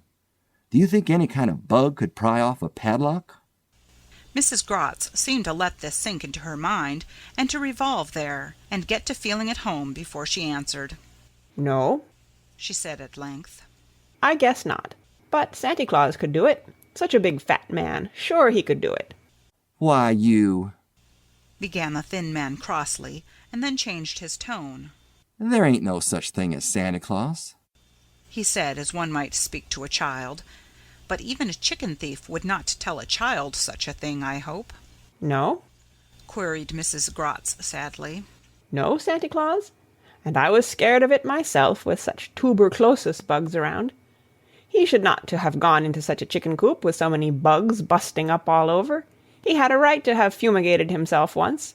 And now he ain't. He's all eat up, on the hoof, bones and feet and all. And such a kind man, too. The thin Santa Claus frowned. He had half an idea that Mrs. Gratz was fooling with him. And when he spoke, it was crisply. Now see here, he said. Last night somebody broke into your chicken coop and stole all your chickens. I know that. And he's been stealing chickens all around this town and all around this part of the country, too. And I know that. And this stealing has got to stop. I've got to catch that thief. And to catch him, I've got to have a clue. A clue is something he has left around or dropped where he was stealing. Now, did that chicken thief drop any clues in your chicken yard? That's what I want to know. Did he drop any clues? Maybe if he dropped some clues, those tuberculosis bugs eat them up, suggested Mrs. Gratz. They eats bones and feathers. Maybe they eat clues, too. Now, ain't that smart? Sneered the thin Santa Claus. Don't you think you're funny? But I'll tell you the clue I'm looking for. Did that thief drop a pocketbook or anything like that? Oh, a pocketbook, said Mrs. Gratz. How much should be in such a pocketbook, maybe? $900, said the thin Santa Claus promptly. Goodness, exclaimed Mrs. Gratz. So much money all in one clues. Come out to the chicken yard once. I'll help hunt for clues, too. The thin Santa Claus stood a minute looking doubtfully at Mrs. Gratz. Her face was large and placid and unemotional. Well, He said with a sigh. it ain't much use, but I'll try it again. When he had gone, after another close search of the chicken yard and coop, Mrs. Gratz returned to her friend Mrs. Flannery. Purty soon I don't believe any more in Santa Claus at all, She said. Purty soon I have more beliefs in chicken thieves than in Santa Claus. Yet a while I beliefs in him, but one more of those come-agains and I don't. He'll not be coming back any more, said Mrs. Flannery positively. I'm wondering he came at all. The jail's so handy. All you have to do is call a cop. Sure, said Mrs. Gratz. but it is not nice I should put Santa Claus in jail. Such a liberal Santa Claus, too. Have it your own way, ma'am, said Mrs. Flannery. I'll own 'tis some different when chickens are stole. 'Tis hard to expend the affections on a bunch of chickens. But if anyone was to steal my pig, to jail he would go. Santa Claus or no Santa Claus, not but what ye have a kind heart anyway, ma'am. Not wanting to put the poor fella in jail. But he's already lost $900, which, goodness knows, you might have to hand back, was the law to take hand on it. So, said Mrs. Gratz. such is the law yet? All right, I don't believe in chicken thieves, no matter how much he comes back again. I stick me to Santa Claus. Always will I believe in Santa Claus. Chicken thieves gives, and wants to take away again, but Santa Claus is always giving and never taking. You're forgetting the chickens that was took, suggested Mrs. Flannery. Took? said Mrs. Gratz. Tooken. Mrs. Flannery corrected. Tooked? said Mrs. Gratz. I believes me not in Santa Claus that way. I believes he is a good old man. For givings I believes in Santa Claus, but for takings I believes in tuberculosis bugs. And the busted padlock, then? asked Mrs. Flannery. Ach, exclaimed Mrs. Gratz. them reindeers is so frisky yet. They have a right to kick up and bust it, maybe. Mrs. Flannery sighed. 'Tis a grand thing to have faith, ma'am, she said. Yes, said Mrs. Gratz indolently. that's nice. And it is nice to have $900 more in the bank, ain't it?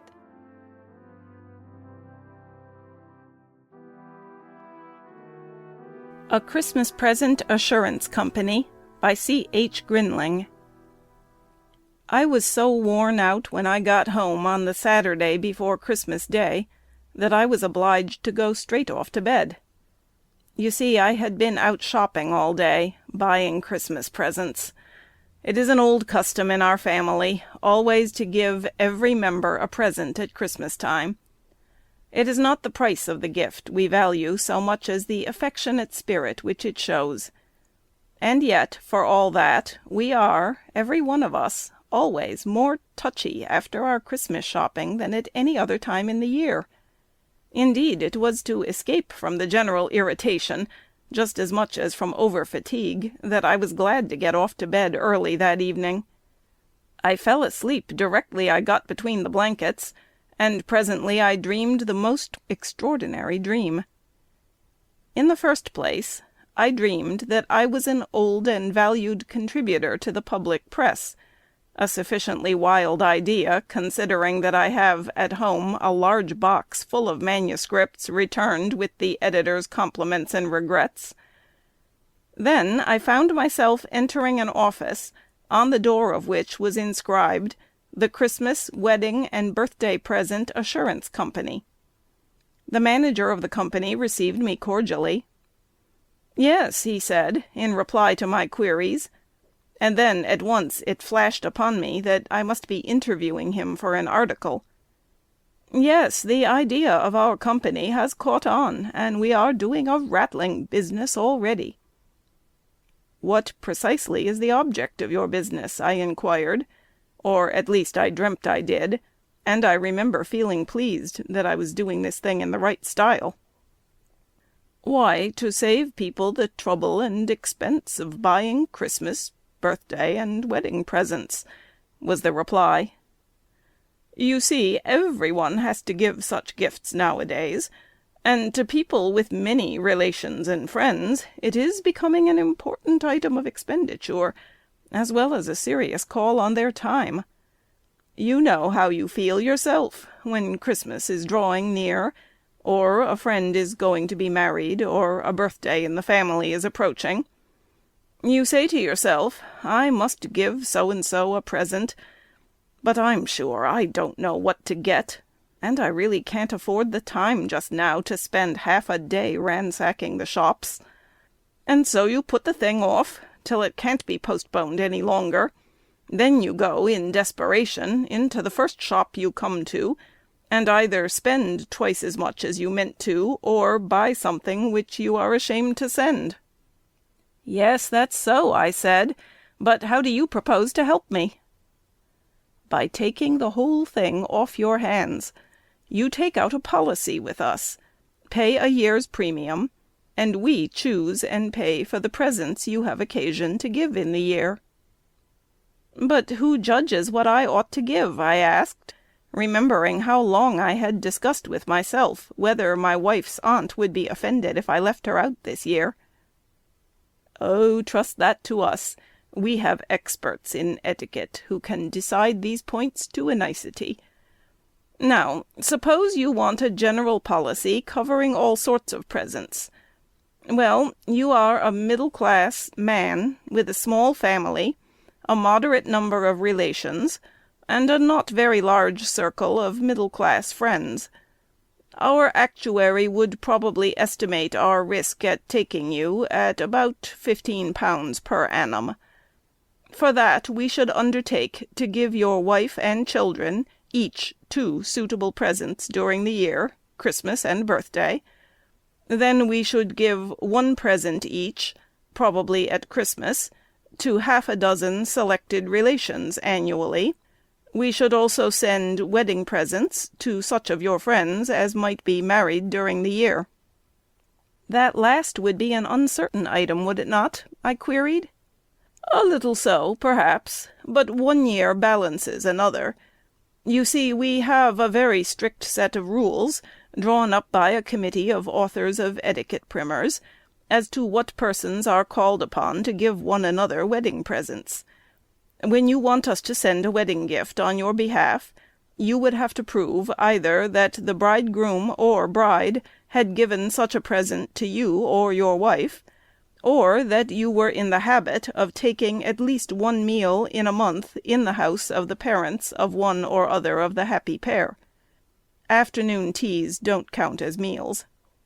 In the case of old schoolfellows, we don't admit liability unless an uninterrupted correspondence has been maintained since separation. In the case of ladies, we require at least monthly letters.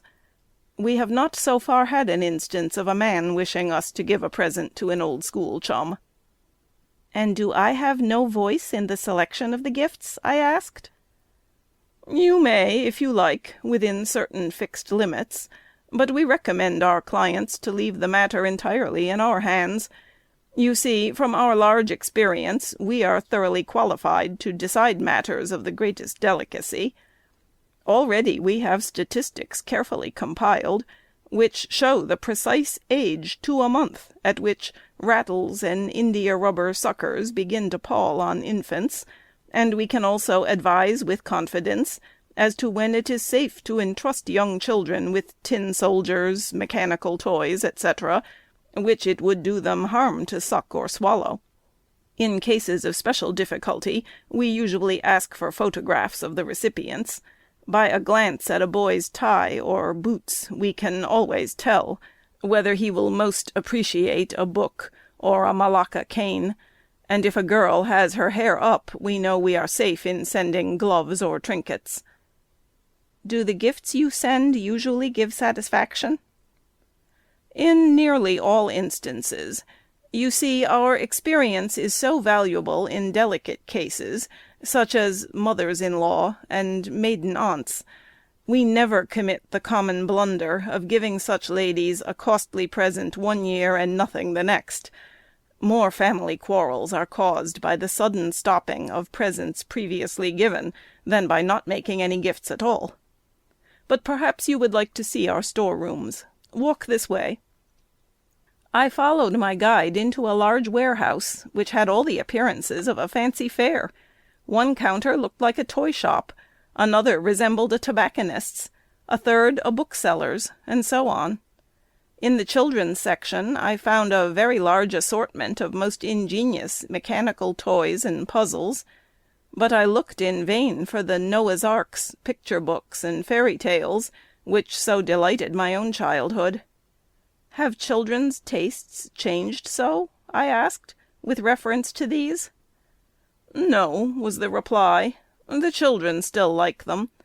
But nowadays toys, like pantomimes and circuses, though ostensibly for the children, have to interest and amuse the parents as well.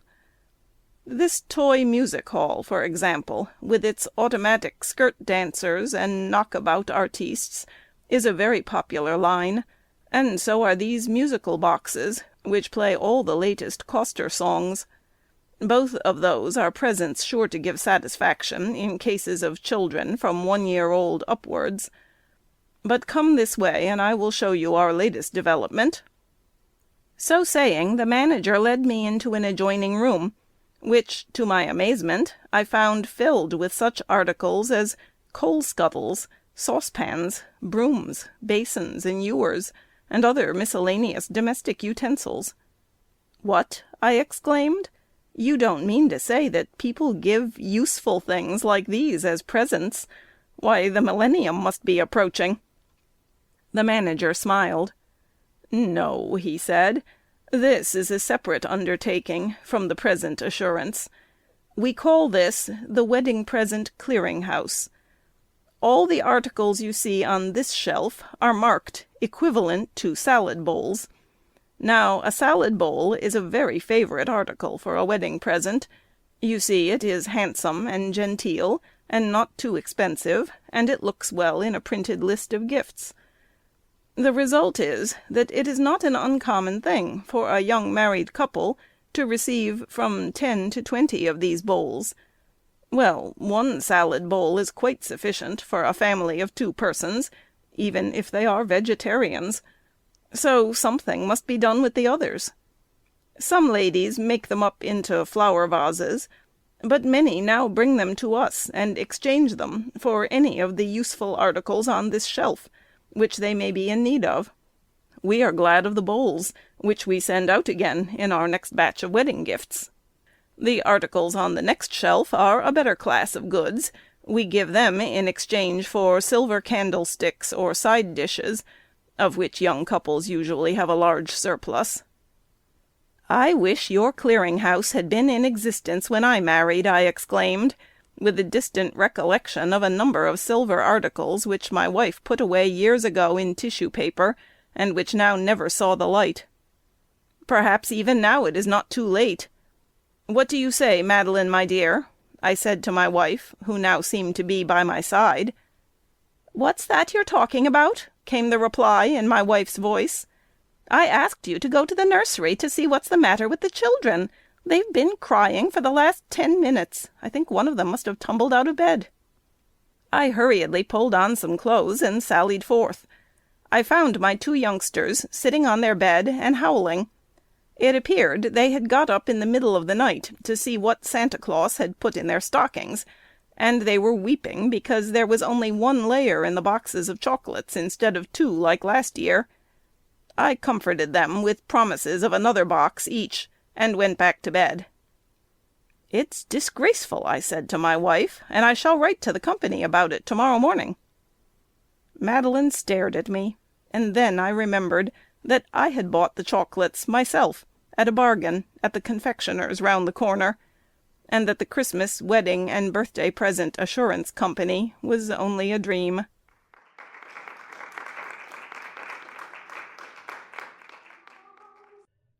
If you're on the hunt for a good present, explore our Gumroad shop, home to several audiobooks, including The Wizard of Oz. These premium audiobooks in CraftLit fashion will come with all the annotations, commentary, and detailed insights you might have missed. Just head over to craftlit.gumroad.com. That's CraftLit.gumroad, GUM as in Mary, ROAD as in dog.com. or use the link in the show notes. Thank you for your support. Take care. Talk to you soon. Bye. An Old-Fashioned Christmas by Richard Marsh. An old-fashioned Christmas. A lively family will accept a gentleman as paying guest to join them in spending an old-fashioned Christmas in the heart of the country. That was the advertisement. It had its points. I was not sure what in this case an old-fashioned Christmas might happen to mean. I imagine there were several kinds of old-fashioned Christmases, but it could hardly be worse than a chop in my chambers, or horror of horrors at the club, or my cousin Lucy's notion of what she calls the festive season. Festive? Yes, she and her husband, who suffers from melancholia, and all the other complaints which flesh is heir to, and I dragging through what I call a patent medicine dinner, and talking of everybody who is dead and gone, or else going, and of nothing else. So I wrote to the advertiser. The reply was written in a sprawling feminine hand. It was a little vague. It appeared that the terms would be 5 guineas, but there was no mention of the length of time which that fee would cover. I might arrive, it seemed, on Christmas Eve, but there was no hint as to when I was to go, if ever. The whole thing was a trifle odd.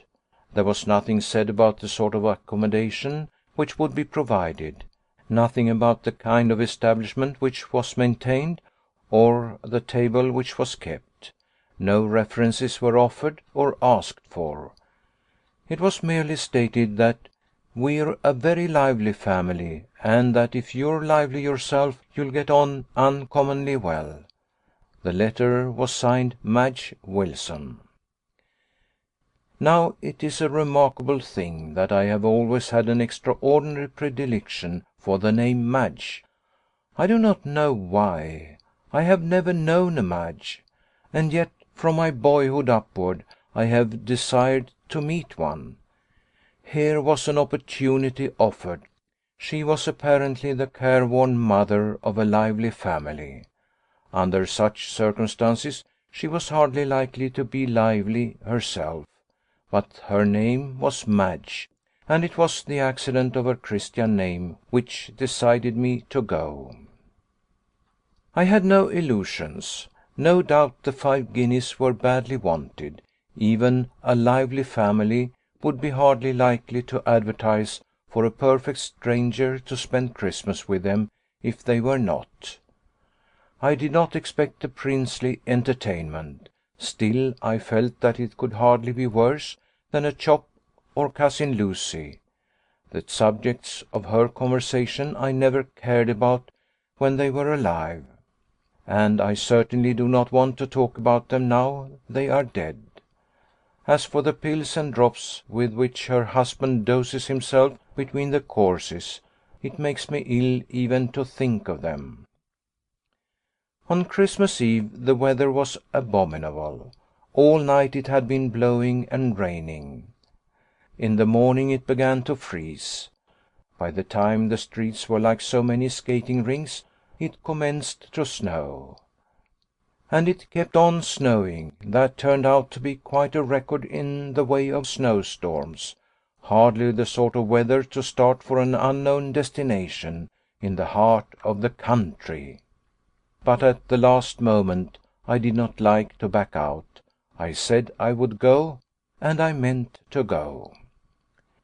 I had been idiot enough to load myself with a lot of Christmas presents, without the faintest notion why. I had not given a Christmas present for years. There had been no one to give them to. Lucy cannot bear such trifling, and her husband's only notion of a present at any time was a gallon jar of somebody's stomach stirrer. I'm no dealer in poisons. I knew nothing of the people I was going to. The youngest member of the family might be 20, or the oldest 10. No doubt the things I had bought would be laughed at, probably I should never venture to offer them. Still, if you have not tried your hand at that kind of thing for ever so long, the mere act of purchasing is a pleasure, that is a fact. I had never enjoyed shopping so much since I was a boy. I felt quite lively myself as I mingled with the Christmas crowd, looking for things which might not turn out to be absolutely preposterous. I even bought something for Madge, I mean Mrs. Wilson. Of course I knew that I had no right to do anything of the kind, and was aware that the chances were 100 to 1 against my ever presuming to hint at its existence. I was actually ass enough to buy something for her husband, 2 things indeed, alternatives as it were, a box of cigars if he turned out to be a smoker, and a case of whisky if he didn't. I hoped to goodness that he would not prove to be a hypochondriac like Lucy's husband. I would not give him pills. What the lively family would think of a perfect stranger arriving burdened with rubbish as if he had known them all their lives, I did not dare to think.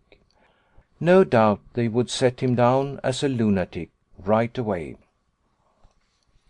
It was a horrible journey. The trains were late and, of course, overcrowded. There was enough luggage in our compartment to have filled it, and still there was one more passenger than there ought to have been, an ill-conditioned old fellow who wanted my hat box put into the van because it happened to tumble off the rack on to his head. I pointed out to him that the rack was specially constructed for light luggage, that a hat box was light luggage, and that if the train jolted he ought to blame the company, not me. He was impervious to reason. His wrangling and jangling so upset me that I went past the station at which I ought to have changed. Then I had to wait 3/4 of an hour for a train to take me back again, only to find that I had missed the one I intended to catch. So I had to cool my heels for 2 hours and a half in a wretched cowshed amidst a bitter whirling snowstorm. It is some satisfaction for me to be able to reflect that I made it warm for the officials, however cold I might have been myself. When the train did start, some 40 minutes after scheduled time, it jolted along in a laborious fashion, at the rate of about 6 miles an hour, stopping at every roadside hovel. I counted 7 in a distance, I am convinced, of less than 20 miles. When at last I reached Crofton, my journey's end, it turned out that the station staff consisted of a half-witted individual who was station master, porter, and clerk combined, and a hulking lad who did whatever else there was to do. No one had come to meet me. The village was about 1/2 mile, and Hangardine, the house for which my steps were bent, about 4 miles by the road. How far it was across ploughed fields my informant did not mention. There was a trap at the Boy and Blunderbuss, but that required fetching. Finally the hulking lad was dispatched. It took him some time, considering the distance was only about 1/2 mile. When the trap did appear, it looked to me uncommonly like an open spring cart. In it I was deposited with my luggage. The snow was still descending in whirling clouds. Never shall I forget the drive in that miserable cart, through the storm and those pitch-black country lanes. We had been jogging along some time before the driver opened his mouth. "Be you going to stop with they Wilsons?" "I am." "Aye." There was something in the tone of his "aye" which whetted my curiosity, near the end of my tether though I was. "Why do you ask?" "It be about time as someone were to stay with them as were a bit capable like." I did not know what he meant. I did not ask. I was beyond it. I was chilled to the bone, wet, tired, hungry. I had long been wishing that an old-fashioned Christmas had been completely extinct before I had thought of adventuring in quest of one. Better Cousin Lucy's notion of the festive season.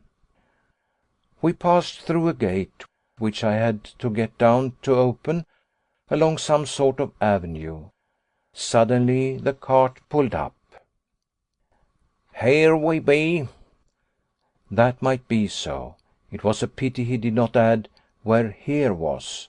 There was a great shadow, which possibly did duty for a house, but if so, there was not a light in any of the windows, and there was nothing visible in the shape of a door. The whereabouts of this, however, the driver presently made clear. "There be at the door in front of you. You go up 3 steps if you can find 'em. There's a knocker if none of 'em haven't twisted it off. If they have, there's a bell on your right, if it isn't broken." There appeared to be no knocker, though whether it had been twisted off was more than I could say. But there was a bell, which creaked with rust, though it was not broken. I heard it tinkle in the distance. No answer, though I allowed a more than decent interval. "Better ring again," suggested the driver. "Hard. Maybe they're up to some of their games and wants rousing." Was there a chuckle in the fellow's voice? I rang again, and again, with all the force I could. The bell reverberated through what seemed like an empty house. "Is there no one in the place?" "They're there right enough. Where's another thing? Maybe on the roof or in the cellar. If they know you're coming, perhaps they hear and don't choose to answer. Better ring again." I sounded another peal. Presently feet were heard advancing along the passage, several pairs it seemed, and a light gleamed through the window over the door. A voice inquired, "Who's there?" "Mr. Christopher from London." The information was greeted with what sounded uncommonly like a chorus of laughter. There was a rush of retreating feet, an expostulating voice, then darkness again, and silence. Who lives here? Are the people mad? "Well, thereabouts." Once more I suspected the driver of a chuckle. My temper was rising. I had not come all that way and subjected myself to so much discomfort to be played tricks with. I tolled the bell again. After a few seconds' interval, the pit-pat of what was obviously one pair of feet came towards the door. Again a light gleamed through the pane. A key was turned, a chain unfastened, bolts withdrawn. It seemed as if someone had to drag a chair forward before one of these latter could be reached. After a vast amount of unfastening, the door was opened, and on the threshold there stood a girl, with a lighted candle in her hand. The storm rushed in. She put up her hand to shield the light from danger. "Can I see Mrs. Wilson? I'm expected. I'm Mr. Christopher from London." "Oh!" That was all she said. I looked at her, she at me. The driver's voice came from the background.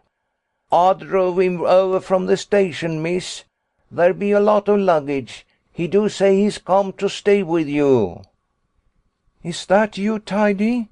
I'm afraid I can offer you nothing to drink.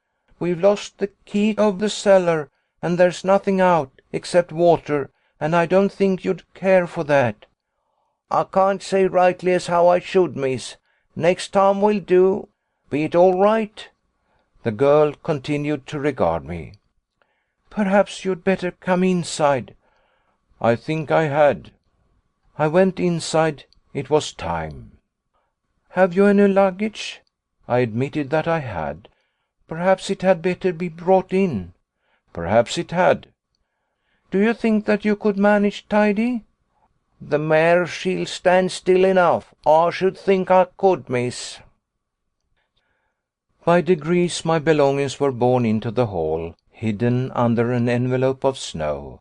The girls seemed surprised at their number.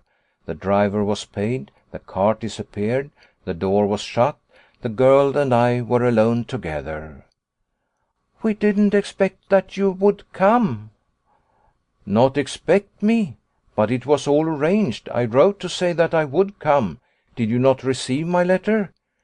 "We thought that you were joking." "Joking? Why should you imagine that?" "We were joking." "You were? Then I am to gather that I have been made the subject of a practical joke, and that I am an intruder here?" "Well, it's quite true that we did not think you were in earnest.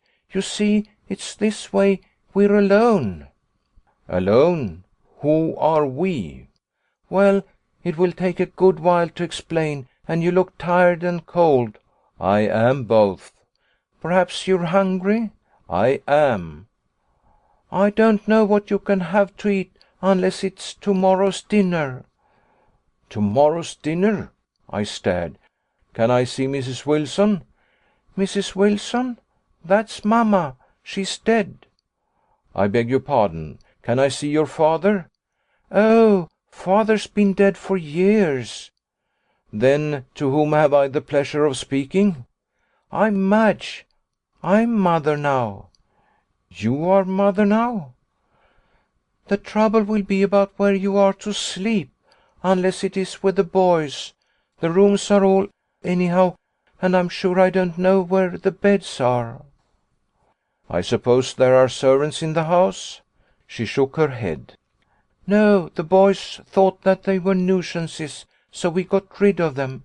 The last went yesterday. She wouldn't do any work, so we thought she'd better go." "Under those circumstances I think it probable that you were right. Then am I to understand that there are children?" "Rather." As she spoke there came a burst of laughter from the other end of the passage. I spun round. No one was in sight. She explained. "They are waiting round the corner. Perhaps we'd better have them here. You people, you'd better come and let me introduce you to Mr. Christopher." A procession began to appear from round the corner of boys and girls. In front was a girl of about 16. She advanced with outstretched hand and an air of self-possession which took me at a disadvantage. "I'm Bessie. I'm sorry we kept you waiting at the door, but the fact is that we thought it was Eliza's brother who had come to insult us again." "Pray don't mention it. I'm glad that it was not Eliza's brother." "So am I. He's a dreadful man." I shook hands with the rest of them. There were 6 more, 4 boys and 2 girls. They formed a considerable congregation as they stood eyeing me with inquiring glances. Madge was the first to speak. "I wondered all along if he would take it as a joke or not, and you see he hasn't. I thought all the time that it was a risky thing to do." "I like that. You keep your thoughts to yourself then. It was you proposed it. You said you'd been reading about something of the kind in a story, and you voted for our advertising ourselves for a lark." The speaker was the biggest boy, a good-looking youngster with sallow cheeks and shrewd black eyes. "But, Rupert, I never meant it to go so far as this." "How far did you mean it to go, then? It was your idea all through.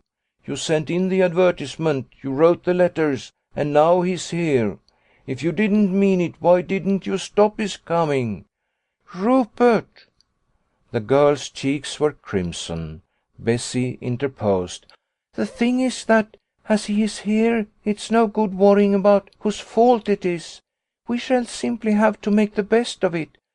Then to me, "I suppose you really have come to stay?" I confessed that I had some notion of the kind, to spend an old-fashioned Christmas. At this there was laughter, chiefly from the boys. Rupert exclaimed, "A nice sort of old-fashioned Christmas you'll find it will be. You'll be sorry you came before it's through." "I'm not so sure of that." There appeared to be something in my tone which caused a touch of silence to descend upon the group. They regarded each other doubtfully, as if in my words a reproof was implied. Bessie was again the spokeswoman. "Of course, now that you have come, We mean to be nice to you, that is, as nice as we can, because the thing is that we are not in a condition to receive visitors. Do we look as if we were?" To be frank, they did not. Even Madge was a little unkempt, while the boys were in what I believe is the average state of the average boy. "And," murmured Madge, "where is Mr. Christopher to sleep?" "What is he to eat?" inquired Bessie. She glanced at my packages. "I suppose you have brought nothing with you?" "I'm afraid I haven't. I had hoped to have found something ready for me on my arrival." Again they peeped at each other as if ashamed. Madge repeated her former suggestion. "There's tomorrow's dinner." "Oh, hang it!" exclaimed Rupert. "It's not so bad as that. There's a ham." "Uncooked." "You can cut the steak off, or whatever you call it, and have it broiled." A meal was got ready, in the preparation of which every member of the family took a hand, and a room was found for me, in which was a blazing fire and traces of recent feminine occupation. I suspected that Madge had yielded her own apartment as a shelter for the stranger. By the time I had washed and changed my clothes, the impromptu dinner or supper, or whatever it was ready. A curious repast it proved to be, composed of oddly contrasted dishes, cooked and sometimes uncooked in original fashion. But hunger, that piquant sauce, gave it a relish of its own. At first no one seemed disposed to join me. By degrees, however, one after another found a knife and fork, until all the 8 were seated with me round the board, eating, some of them, as if for dear life. "The fact is," explained Rupert, "we're a rum lot. We hardly ever sit down together. We don't have regular meals, but whenever anyone feels peckish, he goes and gets what there is, and cooks it and eats it on his own." "It's not quite so bad as that," protested Madge, "though it's pretty bad." It did seem pretty bad from the conventional point of view. From their conversation, which was candour itself, I gleaned details which threw light upon the peculiar position of affairs. It seemed that their father had been dead some 7 years. Their mother, who had been always delicate, had allowed them to run nearly wild. Since she died some 10 months back, they appeared to have run quite wild. The house, with some 600 acres of land, was theirs, and an income, as to whose exact amount no one seemed quite clear. "It's about 800 a year," said Rupert. "I don't think it's quite so much," doubted Madge. "I'm sure it's more," declared Bessie. "I believe we're being robbed." I thought it extremely probable. They must have had peculiar parents. Their father had left everything absolutely to their mother, and the mother in her turn everything in trust to Madge, to be shared equally among them all. Madge was an odd trustee. In her hands the household had become a republic, in which everyone did exactly as he or she pleased. The result was chaos. No one wanted to go to school, so no one went. The servants, finding themselves provided with 8 masters and mistresses, followed their example, and did as they liked. Consequently, after sundry battles royal, lively episodes some of them had evidently been, one after the other had been got rid of, until now not one remained. Plainly the house must be going to rack and ruin. "But have you no relations?" I inquired. Rupert answered, "We've got some cousins or uncles or something of the kind in Australia, where, so far as I'm concerned, I hope they'll stop." When I was in my room, which I feared was Madge's, I told myself that it was a queer establishment on which I had lighted. Yet I could not honestly affirm that I was sorry I had come. I had lived such an uneventful and such a solitary life, and had so often longed for someone in whom to take an interest, who would not talk medicine chest. that to be plunged all at once into the centre of this troop of boys and girls was an accident which, if only because of its novelty, I found amusing. And then it was so odd that I should have come across a Madge at last. In the morning I was roused by noises, the cause of which at first I could not understand. By degrees the explanation dawned on me. The family was putting the house to rights. A somewhat noisy process it seemed.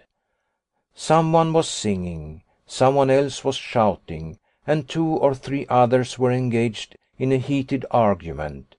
In such loud tones was it conducted that the gist of the matter travelled up to me.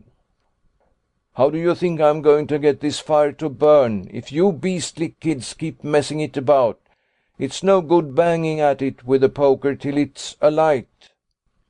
The voice was unmistakably Rupert's. There was the sound of a scuffle, cries of indignation, then a girlish voice pouring oil upon the troubled waters. Presently there was a rattle and clatter, as if someone had fallen from the top of the house to the bottom. I rushed to my bedroom door. "What on earth has happened?" A small boy was outside, Peter. He explained, "Oh, it's only the broom and dustpan gone tobogganing down the stairs. It's Bessie's fault. She shouldn't leave them on the landing."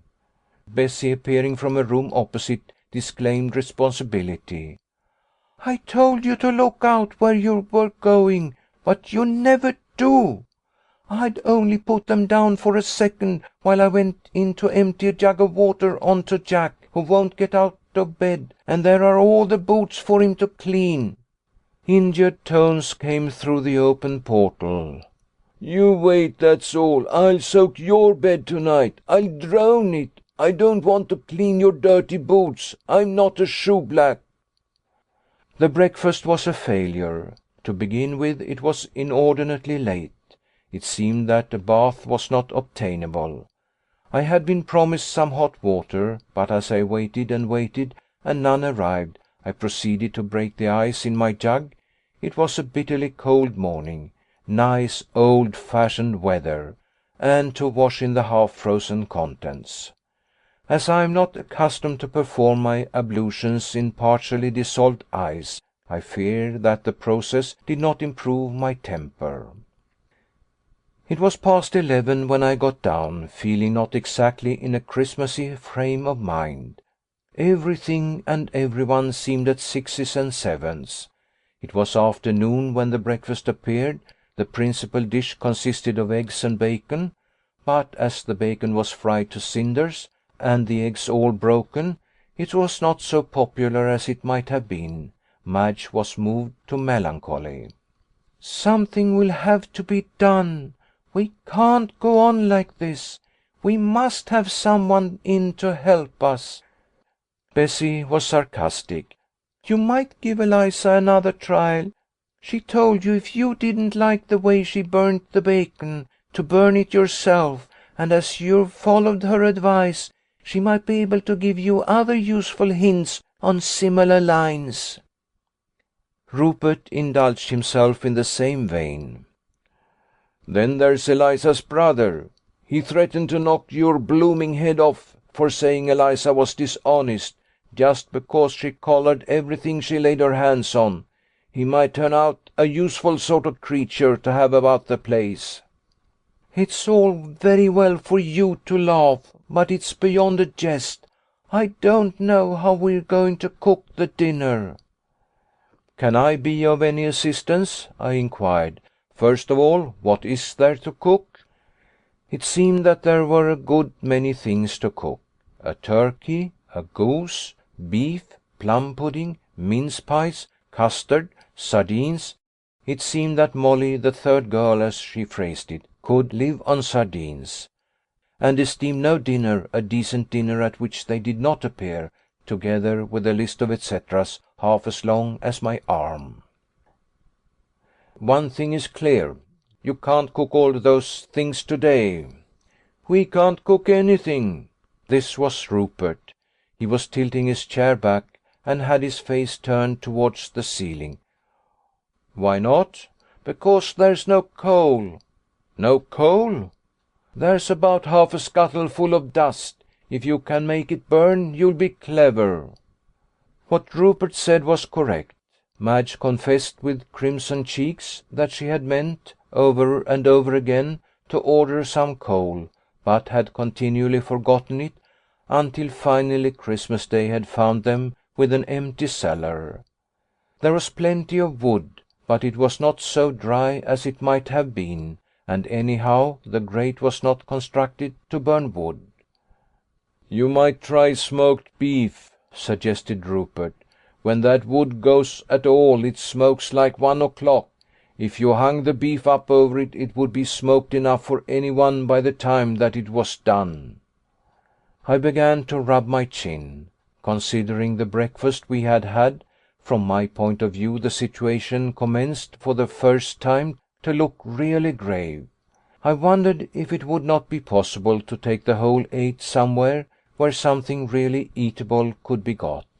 But when I broached the subject, I learned that the thing could not be done. The nearest hostelry was the Boy and Blunderbuss, and it was certain that nothing eatable could be had there, even if accommodation could be found for us all. Nothing in the shape of a possible house of public entertainment was to be found closer than the market town, 8 miles off.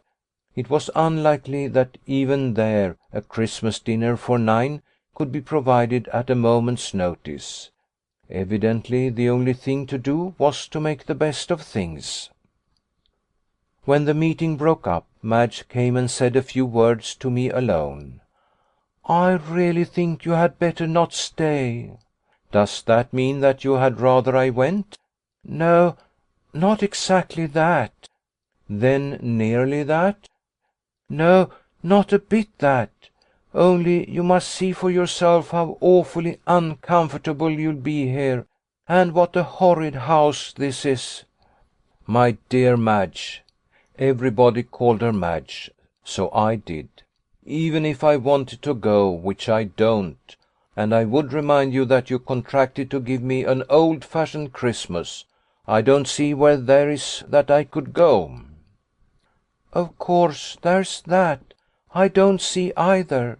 So I suppose you'll have to stay. But I hope you won't think that I meant you to come to a place like this. Really, you know." "I'm sorry. I had hoped you had." "That's not what I mean. I mean that if I had thought that you were coming, I would have seen that things were different." "How different? I assure you that things as they are have a charm of their own." "That's what you say. You don't suppose that I'm so silly as not to know you're laughing at me. But as I was the whole cause of your coming, I hope you won't hate the others because of me." She marched off, brushing back with an impatient gesture some rebellious locks which had strayed upon her forehead. That Christmas dinner was a success, positively. Of a kind, let that be clearly understood. I am not inferring that it was a success from the point of view of a chef de cuisine. Not at all. How could it be? Quite the other way. By dint of ransacking all the rooms and emptying all the scuttles, we collected a certain amount of coal, with which, after adding a fair proportion of wood, we managed. Not brilliantly, but after a fashion. I can only say, personally, I had not enjoyed myself so much for years. I really felt as if I were young again. I'm not sure that I'm not younger than I thought I was. I must look the matter up.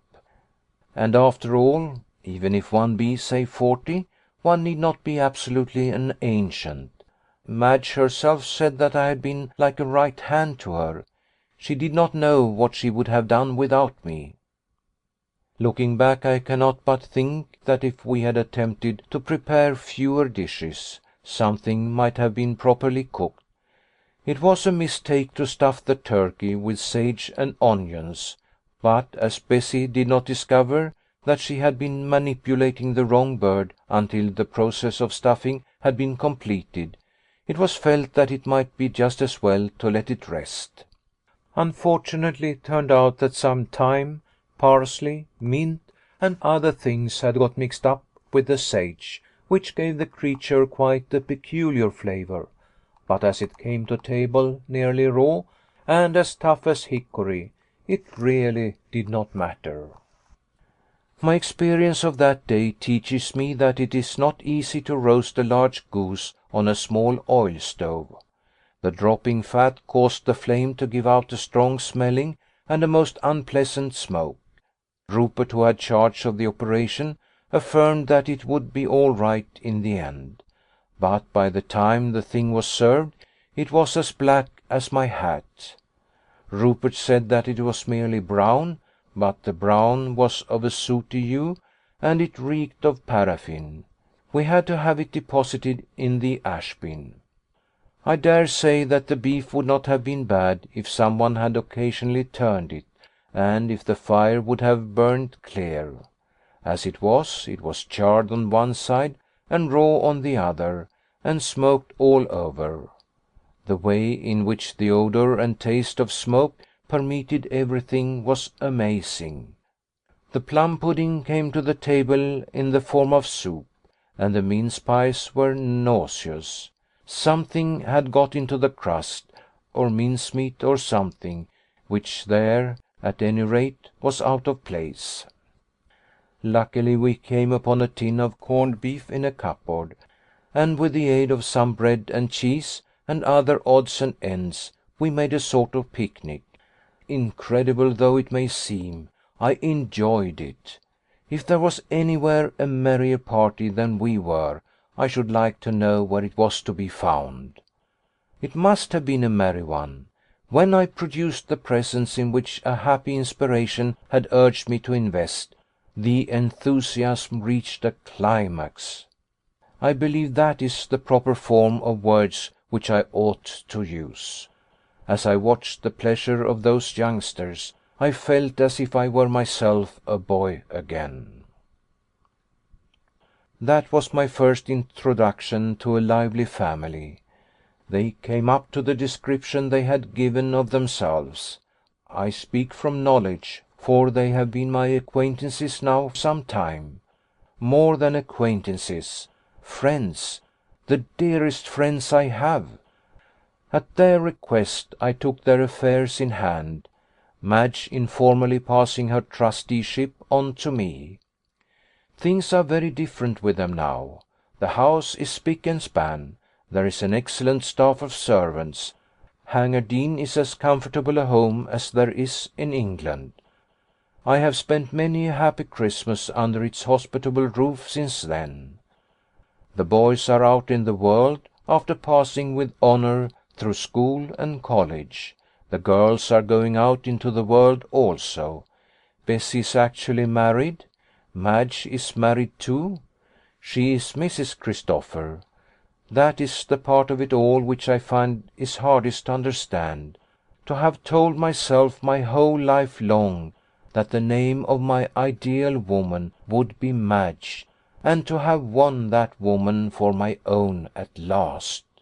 That is greater fortune than falls to the lot of most men.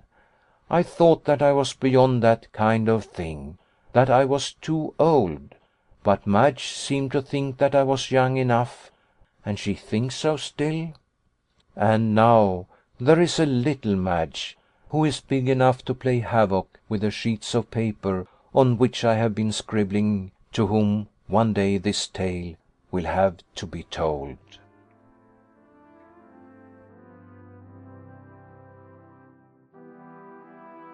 A Christmas Mystery, the story of 3 Wise Men, by William J. Locke. 3 men who had gained great fame and honour throughout the world met unexpectedly in front of the bookstall at Paddington Station. Like most of the great ones of the earth, they were personally acquainted, and they exchanged surprised greetings. Sir Angus MacCurdy, the eminent physicist, scowled at the 2 others beneath his heavy black eyebrows. "I'm going to a God-forsaken place in Cornwall called Trehenna," said he. "That's odd, so am I," croaked Professor Biggleswade.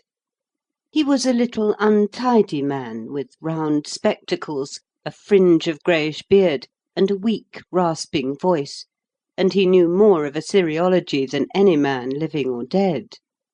A flippant pupil once remarked that the Professor's face was furnished with a Babylonic cuneiform in lieu of features. "People call Deverill at Foolis Castle?" asked Sir Angus. "Yes," replied Professor Biggleswade. "How curious! I'm going to the Deverills too," said the third man. This man was the Right Honourable Viscount Doyne, the renowned empire builder and administrator, around whose solitary and remote life popular imagination had woven many legends. He looked at the world through tired grey eyes, and the heavy, drooping blonde moustache seemed tired too, and had dragged down the tired face into deep furrows. He was smoking a long black cigar. "I suppose we may as well travel down together," said Sir Angus, not very cordially. Lord Doyne said courteously, "I have a reserved carriage. The railway company is always good enough to place one at my disposal. It would give me great pleasure if you would share it." The invitation was accepted, and the three men crossed the busy, crowded platform to take their seats in the great express train. A porter, laden with an incredible load of paraphernalia, trying to make his way through the press, happened to jostle Sir Angus MacCurdy. He rubbed his shoulder fretfully. "Why the whole land should be turned into a bear garden on account of this exploded superstition of Christmas is one of the anomalies of modern civilization. Look at this insensate welter of fools travelling in wild herds to disgusting places merely because it's Christmas." "You seem to be travelling yourself, MacCurdy," said Lord Doyne. "Yes, and why the devil I'm doing it I've not the faintest notion," replied Sir Angus. "It's going to be a beast of a journey," he remarked some moments later, as the train carried them slowly out of the station. "The whole country is under snow, and as far as I can understand, we had to change twice and wind up with a 20-mile motor drive." He was an iron-faced, beetle-browed, stern man, and this morning he did not seem to be in the best of tempers. Finding his companions inclined to be sympathetic, he continued his lamentation. "And merely because it's Christmas, I've had to shut up my laboratory and give my young fools a holiday, just when I was in the midst of a most important series of experiments." Professor Biggleswade, who had heard vaguely of and rather looked down upon such new-fangled toys as radium and thorium and helium and argon, for the latest astonishing developments in the theory of radioactivity had brought Sir Angus MacCurdy his world-wide fame, said somewhat ironically, "If the experiments were so important, why didn't you lock yourself up with your test tubes and electric batteries and finish them alone?" "Man," said MacCurdy, bending across the carriage and speaking with a curious intensity of voice, "d'ye know I'd give £100 to be able to answer that question." "What do you mean?" asked the Professor, startled. "I should like to know why I'm sitting in this damned train and going to visit a couple of addle-headed society people whom I'm scarcely acquainted with, when I might be at home in my own good company, furthering the progress of science." "I myself," said the Professor, "am not acquainted with them at all." It was Sir Angus MacCurdy's turn to look surprised. "Then why are ye spending Christmas with them?" "I reviewed a ridiculous blank verse tragedy, written by Deverill, on the death of Sennacherib. Historically, it was puerile. I said so in no measured terms. He wrote a letter claiming to be a poet and not an archaeologist. I replied that the day had passed when poets could, with impunity, commit the abominable crime of distorting history. He retorted with some futile argument, and we went on exchanging letters until his invitation and my acceptance concluded the correspondence. McCurdy, still bending his black brows on him, asked him why he had not declined. The Professor screwed up his face till it looked more like a cuneiform than ever. He, too, found the question difficult to answer, but he showed a bold front. "I felt it my duty," said he, "to teach that preposterous ignoramus something worth knowing about Sennacherib. Besides, I am a bachelor, and would sooner spend Christmas, as to whose irritating and meaningless annoyance I cordially agree with you, among strangers than among my married sister's numerous and nerve-racking families." Sir Angus McCurdy, the hard, metallic apostle of radioactivity, glanced for a moment out of the window at the grey, frost-bitten fields. Then he said, "I'm a widower. My wife died many years ago, and, thank God, we had no children. I generally spend Christmas alone." He looked out of the window again. Professor Biggleswade suddenly remembered the popular story of the great scientist's antecedents, and reflected that as McCurdy had once run a barefoot urchin through the Glasgow mud, he was likely to have little kith or kin. He himself envied McCurdy. He was always praying to be delivered from his sisters and nephews and nieces, whose embarrassing demands no calculated coldness could repress. "Children are the root of all evil," said he. "Happy the man who has his quiver empty." Sir Angus McCurdy did not reply at once. When he spoke again, it was with reference to their prospective host. "I met Deverell," said he, "at the Royal Society's soirée this year. One of my assistants was demonstrating a peculiar property of thorium, and Deverell seemed interested. I asked him to come to my laboratory the next day, and found he didn't know a damned thing about anything. That's all the acquaintance I have with him." Lord Doyne, the great administrator, who had been wearily turning over the pages of an illustrated weekly, chiefly filled with flamboyant photographs of obscure actresses, took his gold glasses from his nose and the black cigar from his lips, and addressed his companions. "I've been considerably interested in your conversation," said he, "and as you've been frank, I'll be frank too. I knew Mrs. Deverell's mother, Lady Carstairs, very well years ago, and of course Mrs. Deverell when she was a child. Deverell I came across once in Egypt. He had been sent on a diplomatic mission to Teheran. As for our being invited on such slight acquaintance, little Mrs. Deverell has the reputation of being the only really successful celebrity hunter in England. She inherited the faculty from her mother, who entertained the whole world.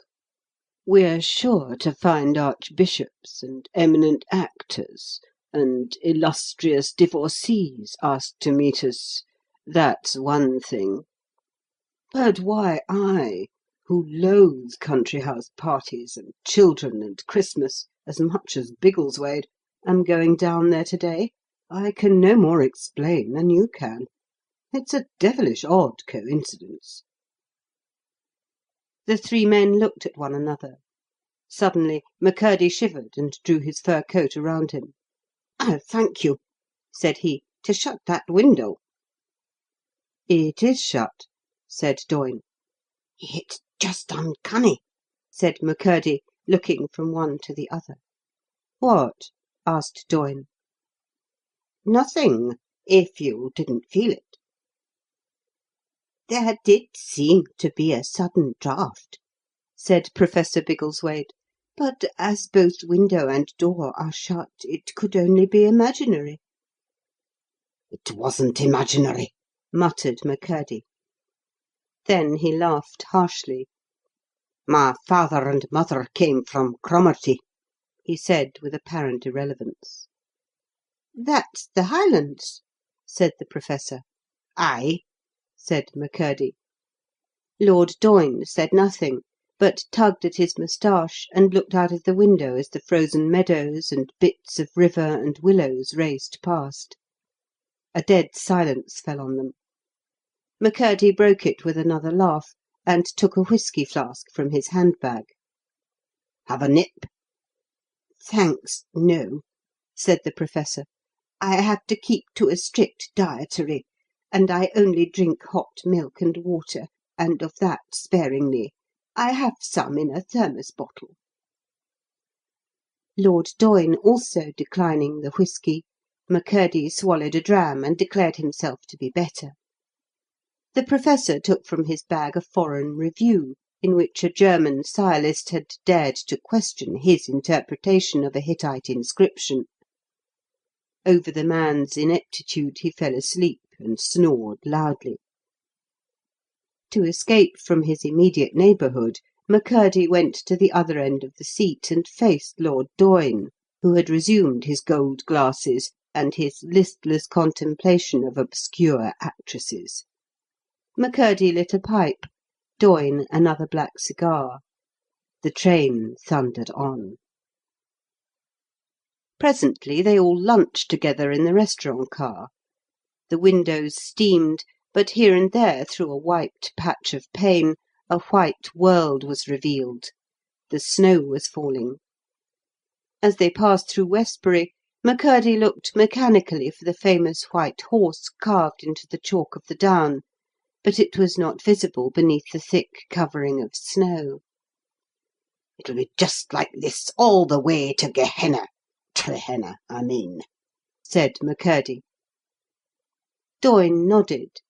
He had done his life's work amid all extreme fiercenesses of heat and cold, in burning droughts, in simoons, and in icy wildernesses, and a ray or two more of the pale sun or a flake or two more of the gentle snow of England mattered to him but little.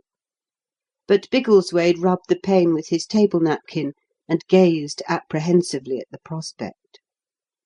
"If only this wretched train would stop," said he, "I would go back again."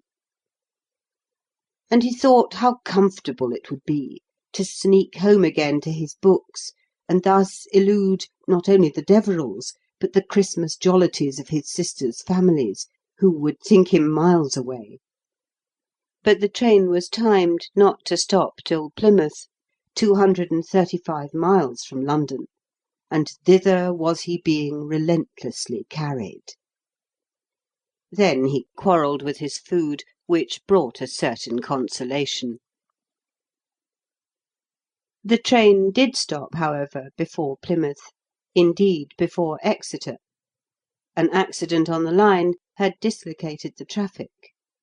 The express was held up for an hour, and when it was permitted to proceed, instead of thundering on, it went cautiously, subject to continual stoppings. It arrived at Plymouth 2 hours late. The travellers learned that they had missed the connection on which they had counted, and that they could not reach Trehenna till nearly 10 o'clock. After weary waiting at Plymouth, they took their seats in the little, cold, local train that was to carry them another stage on their journey. Hot water cans put in at Plymouth mitigated to some extent the iciness of the compartment, but that only lasted a comparatively short time, for soon they were set down at a desolate, shelterless wayside junction, dumped in the midst of a hilly, snow-covered waste, where they went through another weary wait for another dismal local train that was to carry them to Trehenna. And in this train there were no hot water cans, so that the compartment was as cold as death. McCurdy fretted and shook his fist in the direction of Trehenna. "And when we get there, we have still a 20 miles motor drive to Foolis Castle. It's a fool name, and we're fools to be going there." "I shall die of bronchitis," wailed Professor Biggleswade. "A man dies when it is appointed for him to die," said Lord Doyne in his tired way, and he went on smoking long black cigars. "It's not the dying that worries me," said McCurdy. "That's a mere mechanical process which every organic being from a king to a cauliflower has to pass through. It's the being forced against my will and my reason to come on this accursed journey, which something tells me will become more and more accursed as we go on, that is driving me to distraction." "What will be," said Doyne. "I can't see where the comfort of that reflection comes in," said Biggleswade. "And yet you've travelled in the East," said Doyne. "I suppose you know the valley of the Tigris as well as any man living." "Yes," said the Professor. "I can say I dug my way from Tikrit to Baghdad and left not a stone unexamined." "Perhaps, after all," Doyne remarked, "that's not quite the way to know the East." "I never wanted to know the modern East," returned the Professor. "What is there in it of interest compared with the mighty civilizations that have gone before?" McCurdy took a pull from his flask. "I'm glad I thought of having a refill at Plymouth," said he. At last, after many stops at little lonely stations, they arrived at Trehenna. The guard opened the door, and they stepped out onto the snow-covered platform. An oil lamp hung from the tiny penthouse roof that structurally was Trehenna Station. They looked around at the silent gloom of white, undulating moorland, and it seemed a place where no man lived, and only ghosts could have a bleak and unsheltered being. A porter came up and helped the guard with the luggage. Then they realised that the station was built on a small embankment, for, looking over the railing, they saw below the two great lamps of a motor car. A fur-clad chauffeur met them at the bottom of the stairs. He clapped his hands together and informed them cheerily that he had been waiting for 4 hours.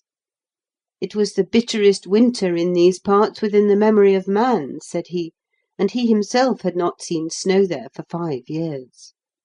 Then he settled the 3 travellers in the great roomy touring car, covered with a Cape Cart hood, wrapped them up in many rugs, and started. After a few moments, the huddling together of their bodies, for, the Professor being a spare man, there was room for them all on the back seat, the pile of rugs, the serviceable and all but airtight hood, induced a pleasant warmth and a pleasant drowsiness. Where they were being driven they knew not. The perfectly upholstered seat eased their limbs, the easy swinging motion of the car soothed their spirits. They felt that already they had reached the luxuriously appointed home which, after all, they knew awaited them.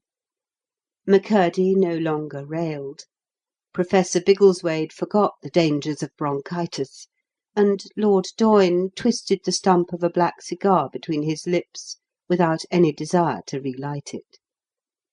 A tiny electric lamp inside the hood made the darkness of the world to right and left and in front of the talc windows still darker. McCurdy and Biggleswade fell into a doze. Lord Doyne chewed the end of his cigar. The car sped on through an unseen wilderness. Suddenly there was a horrid jolt and a lurch and a leap and a rebound, and then the car stood still, quivering like a ship that has been struck by a heavy sea. The 3 men were pitched and tossed and thrown sprawling over one another onto the bottom of the car. Biggleswade screamed, McCurdy cursed. Doyne scrambled from the confusion of rugs and limbs, and tearing open the side of the Cape Cart hood, jumped out.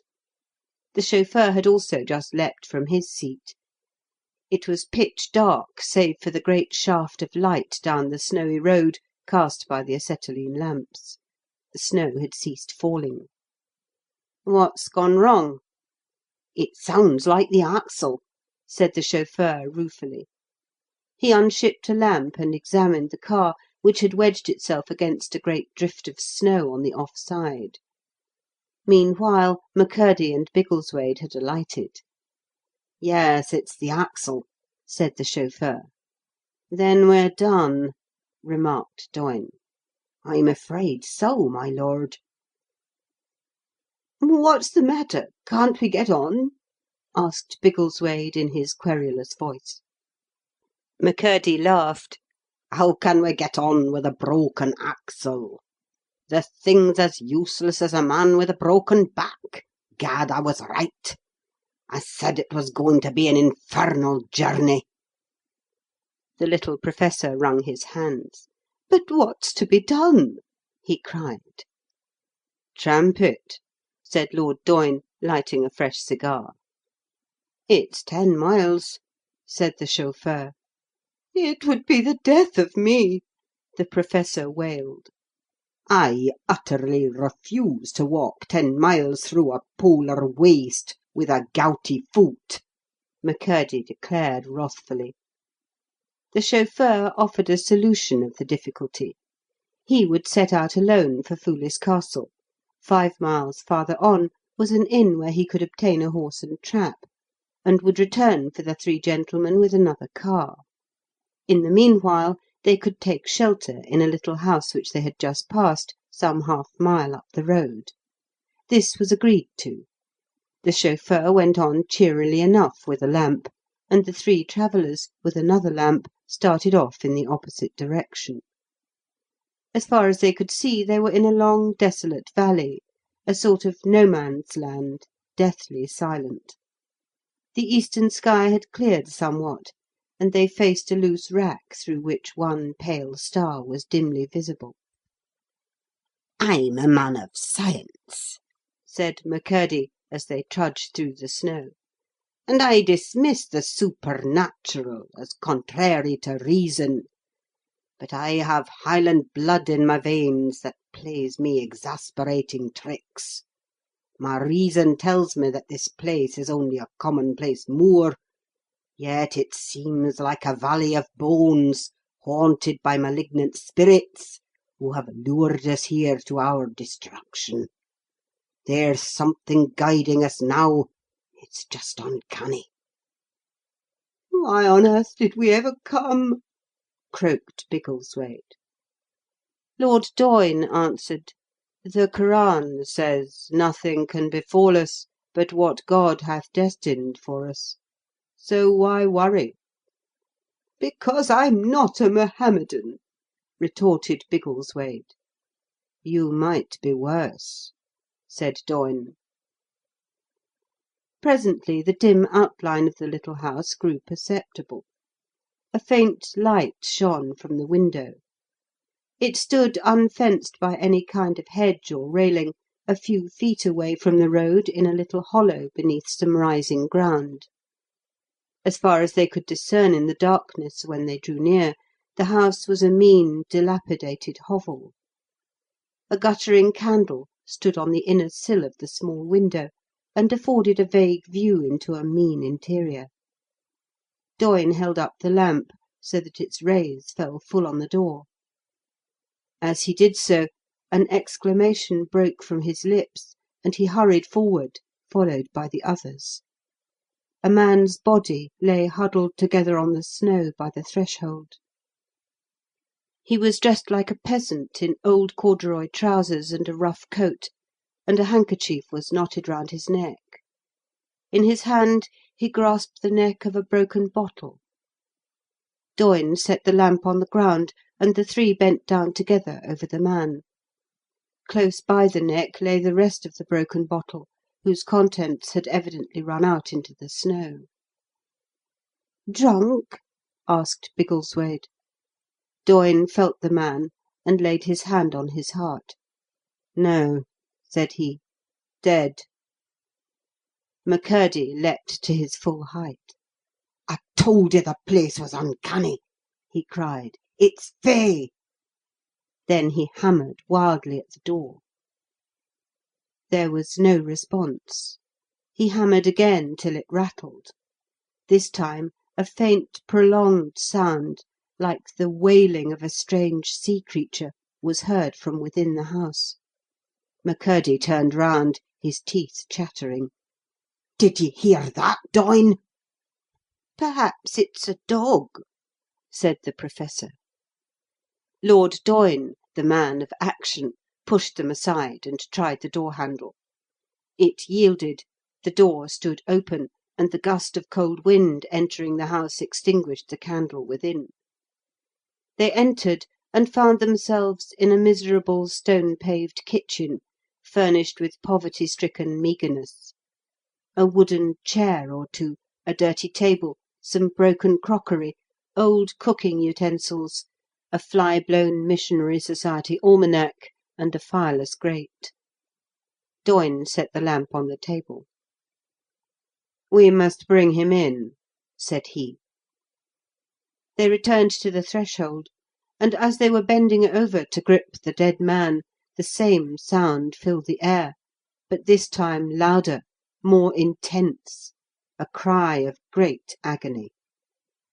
The sweat dripped from McCurdy's forehead.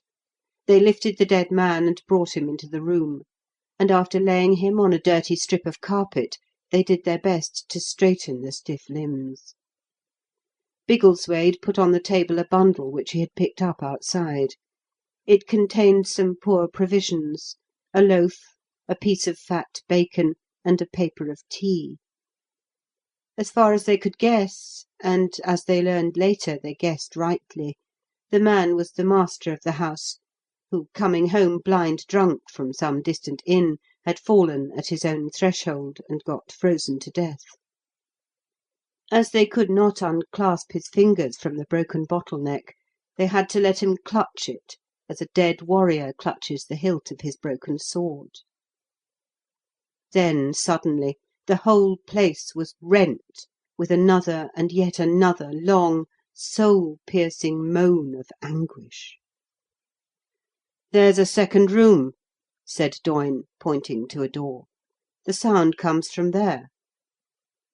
He opened the door, peeped in, and then, returning for the lamp, disappeared, leaving McCurdy and Biggleswade in the pitch darkness with the dead man on the floor. "For heaven's sake, give me a drop of whisky," said the Professor, "or I shall faint." Presently the door opened, and Lord Doyne appeared in the shaft of light. He beckoned to his companions. "It is a woman in childbirth," he said, in his even, tired voice. "We must aid her. She appears unconscious. Does either of you know anything about such things?" They shook their heads, and the three looked at each other in dismay. Masters of knowledge that had won them world-wide fame and honour, they stood helpless, abashed before this, the commonest phenomenon of nature. "My wife had no child," said McCurdy. "I've avoided women all my life," said Biggleswade. "And I've been too busy to think of them. God forgive me," said Doyne. The history of the next 2 hours was one that none of the three men ever cared to touch upon. They did things blindly, instinctively, as men do when they come face to face with the elemental. A fire was made, they knew not how; water drawn, they knew not whence; and a kettle boiled. Doyne, accustomed to command, directed; the others obeyed. At his suggestion they hastened to the wreck of the car, and came staggering back beneath rugs and travelling bags which could supply clean linen and needful things, for, amid the poverty of the house, they could find nothing fit for human touch or use. Early they saw that the woman's strength was failing, and that she could not live.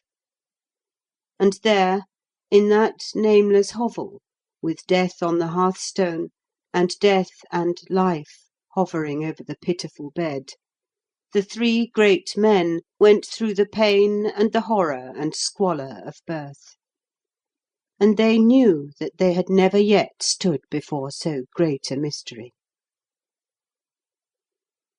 With the first wail of the newly born infant, a last convulsive shudder passed through the frame of the unconscious mother. Then 3 or 4 short gasps for breath, and the spirit passed away. She was dead. Professor Biggleswade threw a corner of the sheet over her face, for he could not bear to see it.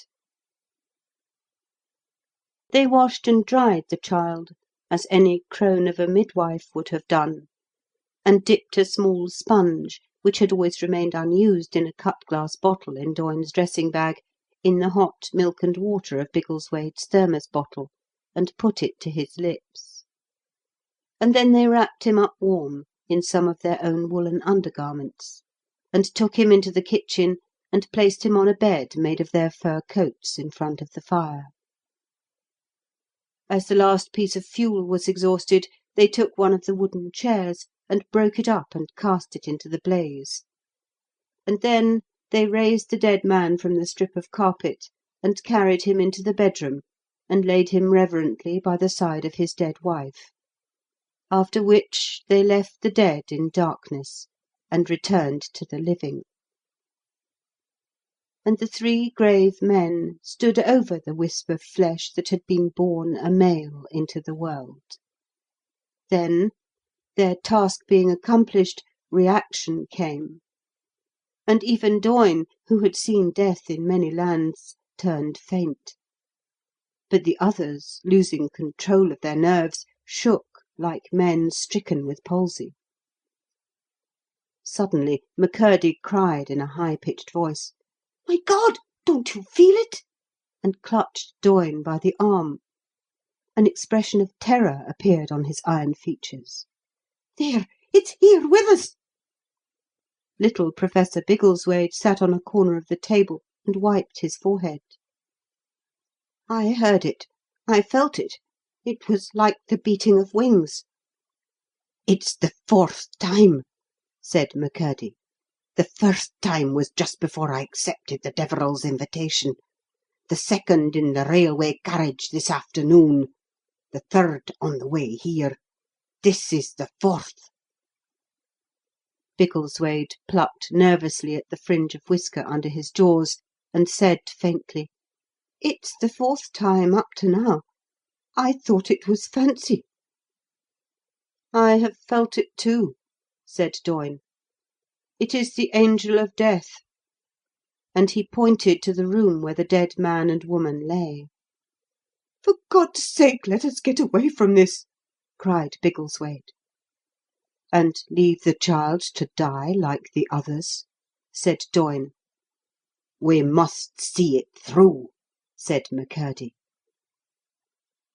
A silence fell upon them as they sat round in the blaze, with the new-born babe, wrapped in its odd swaddling clothes, asleep on the pile of fur coats, and it lasted until Sir Angus McCurdy looked at his watch.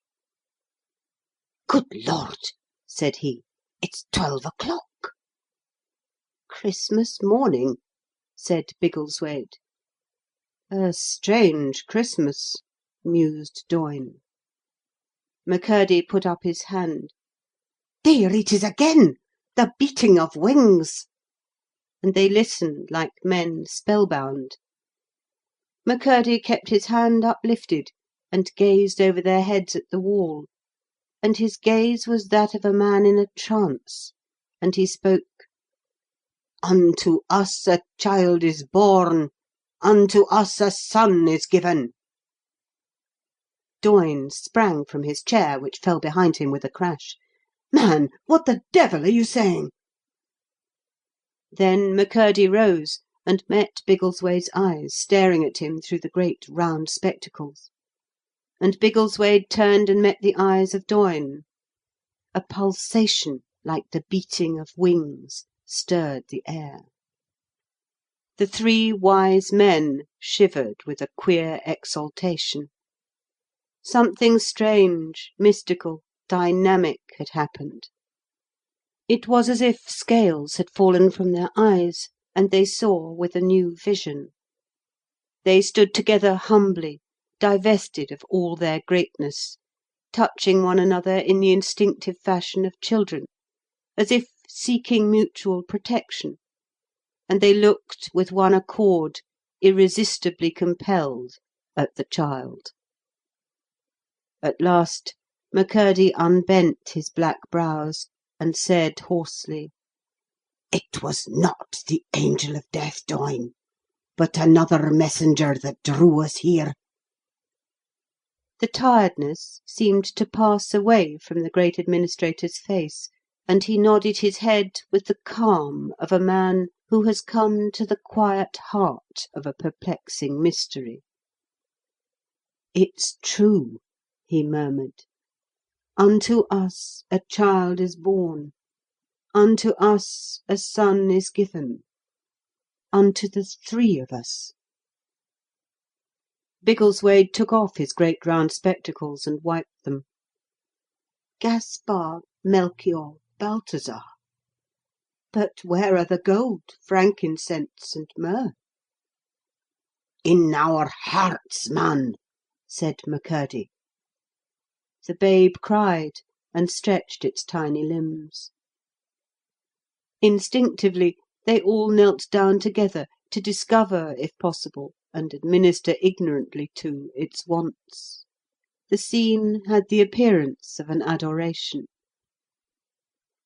Then these three wise, lonely, childless men, who, in furtherance of their own greatness, had cut themselves adrift from the sweet and simple things of life and from the kindly ways of their brethren, and had grown old in unhappy and profitless wisdom, knew that an inscrutable providence had led them, as it had led three wise men of old on a Christmas morning long ago, to a nativity which should give them a new wisdom, a new link with humanity, a new spiritual outlook, a new hope.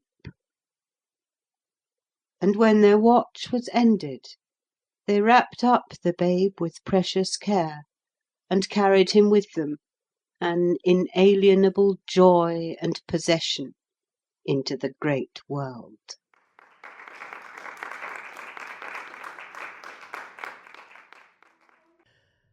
Thank you so much for listening. Don't forget, if you want to listen to more of our audiobooks without breaking the bank, just visit us at craftlit.com to see all of the books we've covered for free. This includes Emma by Jane Austen, Herland by Charlotte Perkins Gilman, Dracula by Bram Stoker, The Three Musketeers by Alexandre Dumas, and other beloved classics. Many, many other beloved classics. Don't forget to hit the subscribe button, and we'll see you there. If you enjoy what we do here on CraftLit, please don't forget to like and subscribe on iTunes. Give us a thumbs up and hit that subscribe button on YouTube. You can also support the show by subscribing to the CraftLit App Premium feed. You can check the link below for details. Your support helps keep CraftLit going strong, and we've got plenty of ways for you to get involved now. If you want more perks, you can head over to Patreon at patreon.com/CraftLit and become a patron of this art. You can also join our YouTube channel memberships for access to tons of premium books as bonuses, or you can support us at ko-fi.com/craftlit. And guess what? We've just relaunched our premium memberships over on craftlit.com. Go to craftlit.com/premium and check out all of the details there. Link is below as well. For a one-stop shop to all things CraftLit, please visit Linktree at linktr.ee/CraftLit channel. This is your go-to hub for all of our social media and more. They're all listed there for you. And I keep forgetting to mention, come join our Facebook group. It is full of the kindest, most creative makers and readers, and even some people who never really used to read. We've got them now. All right, that's it for now. Thank you. Take care of yourself. Have a great one. And I'll talk to you soon. Bye.